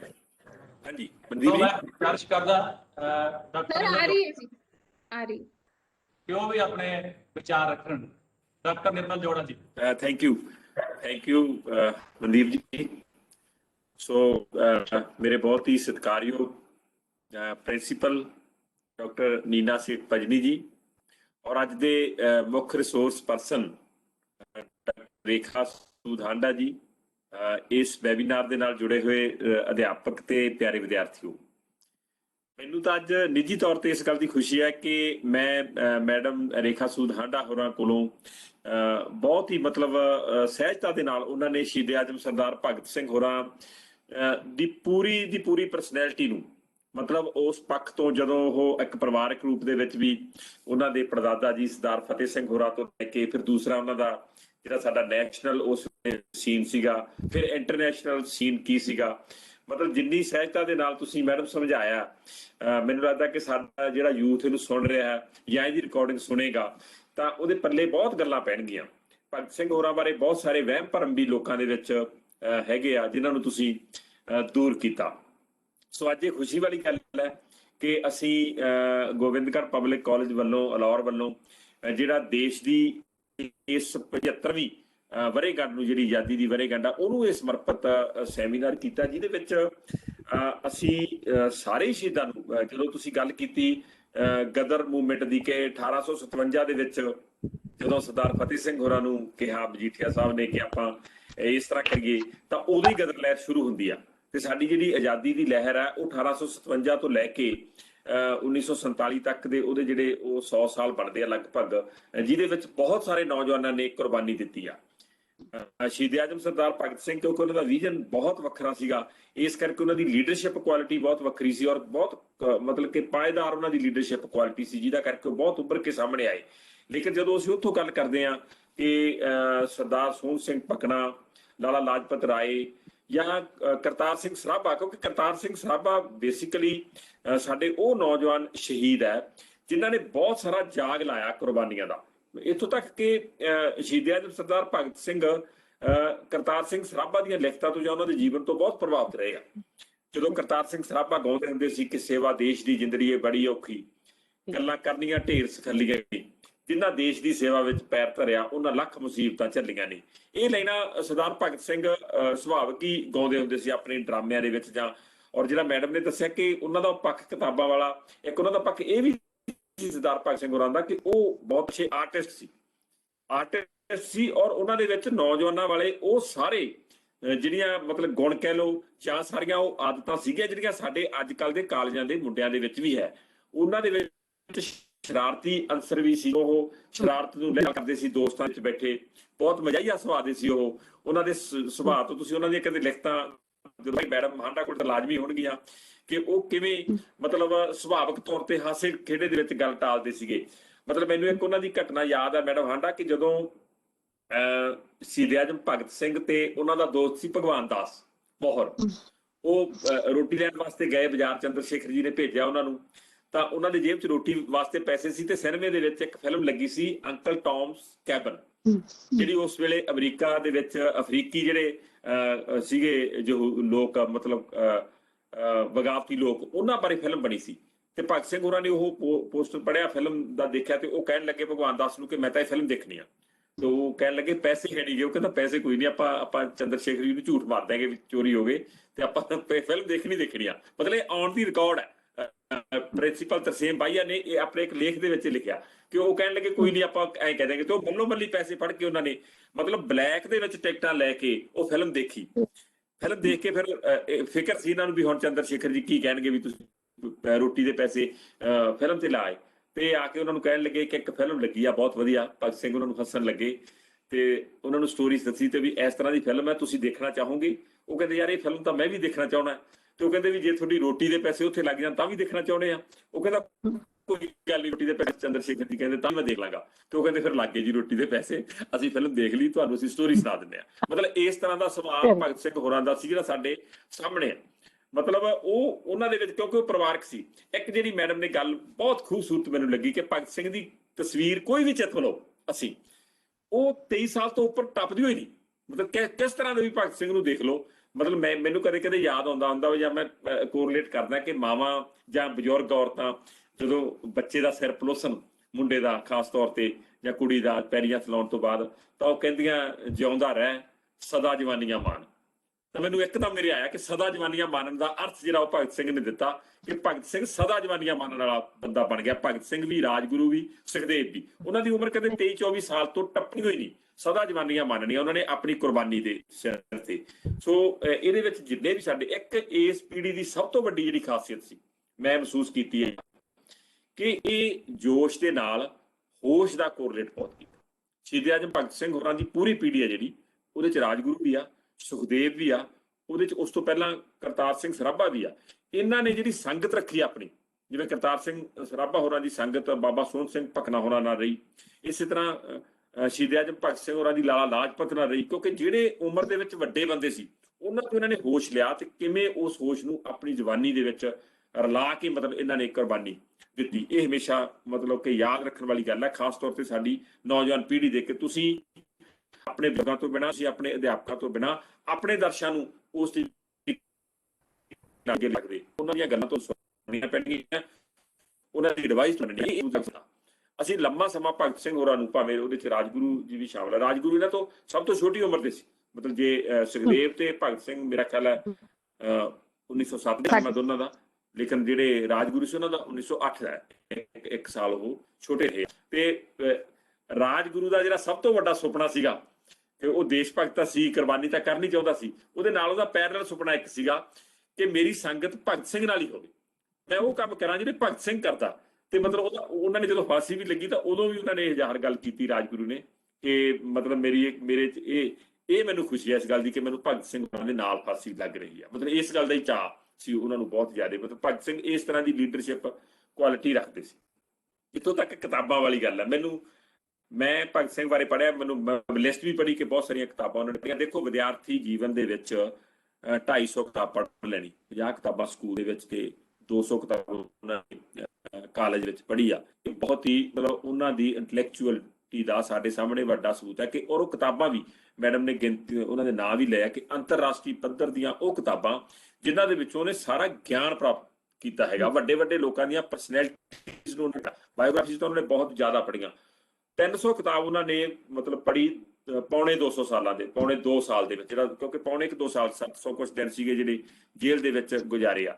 ਔਰ ਇਹਦੇ ਵਿੱਚ ਵੱਡੀ ਗੱਲ ਹੈ ਕਿ ਆਪ ਜਿਹੜਾ ਸੀਗਾ ਉਹ ਵੀ ਕਿਤਾਬ ਲਿਖੀ ਸੀ। ਜਦੋਂ ਉਹਨਾਂ ਨੂੰ ਕਿਹਾ ਗਿਆ ਭਗਤ ਸਿੰਘ ਨੂੰ, ਭਗਤ ਸਿੰਘ ਦੀ ਜਿਹੜੀ ਜੇਲ੍ਹ ਬਾਰੇ ਜਦੋਂ ਅਸੀਂ ਪੜ੍ਹਦੇ ਹਾਂ ਜਾਂ ਮੈਂ ਦਵਿੰਦਰ ਦਮਨ ਹੋਰਾਂ ਦਾ ਨਾਟਕ ਦੇਖਦਾ ਛਿਪਣ ਤੋਂ ਪਹਿਲਾਂ, ਤਾਂ ਭਗਤ ਸਿੰਘ ਉੱਥੋਂ ਦੇ ਸਾਰੇ ਜਿਹੜੇ ਸੇਵਾਦਾਰ ਸੀ ਜਾਂ ਅਫਸਰ ਸੀ ਉਹਨਾਂ ਦੇ ਨਾਲ ਇਸ ਤਰ੍ਹਾਂ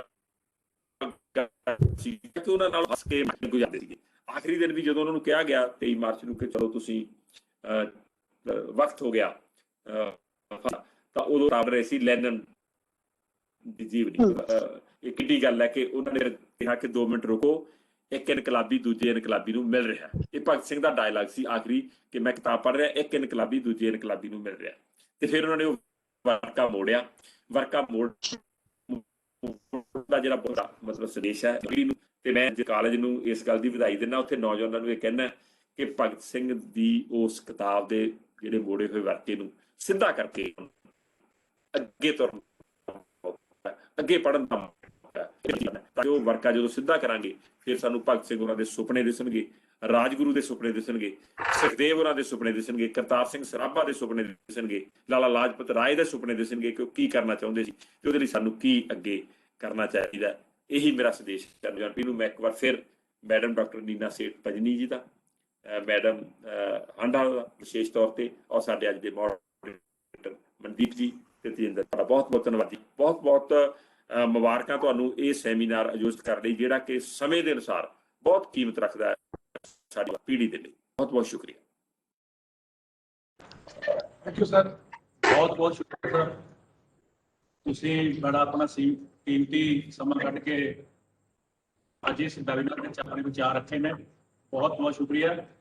ਸੋ ਆਸ ਕਰਦੇ ਹਾਂ ਕਿ ਵਿਦਿਆਰਥੀ ਜਿੰਨੇ ਵੀ ਜੁੜੇ ਨੇ ਉਹਨਾਂ ਨੇ ਵੀ ਇਸ ਵੈਬੀਨਾਰ ਦਾ ਭਰਪੂਰ ਫਾਇਦਾ ਉਠਾਇਆ ਹੋਇਆ, ਕਿਉਂਕਿ ਅਜਿਹੇ ਵੈਬੀਨਾਰ ਜ਼ਰੂਰਤ ਨੇ ਸਮੇਂ ਦੀ, ਜਿਸ ਸਦਕਾ ਅਸੀਂ ਆਪਣੀ ਨੌਜਵਾਨ ਪੀੜ੍ਹੀ ਨੂੰ ਉਹਨਾਂ ਮਹਾਨ ਕ੍ਰਾਂਤੀਕਾਰੀਆਂ ਦੀ ਸੋਚ ਉੱਤੇ ਪਹਿਰੇਦਾਰ ਬਣਨ ਲਈ ਸੁਚੇਤ ਕਰ ਸਕੀਏ।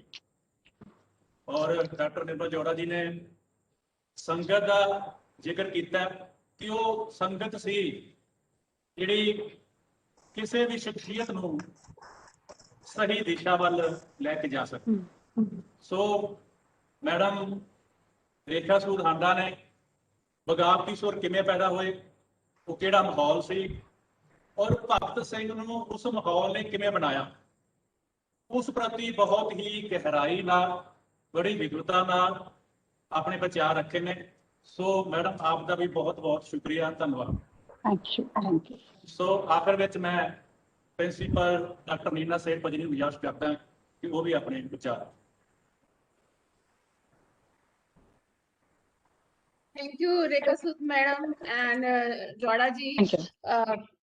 बहुत ही अच्छा आपने जो बच्चों के साथ अपने विचार साझे किए, एक वेल रिसर्च, और जौड़ा सर तो जो भी बोलते हैं, तो मुझे बहुत अच्छा लगा कि स्टूडेंट्स को आप बताना चाह रहे हैं कि जोश और होश को एक परफेक्ट कॉम्बिनेशन में कैसे रखें, क्योंकि अक्सर जो मिथ्स ही हैं, छोटी छोटी सी बातें सुन के हम उसका मिसयूज करने लग जाते हैं और हम नहीं समझ पाते कि हमारी लाइफ में जो अच्छी संगत है उसका कितना है।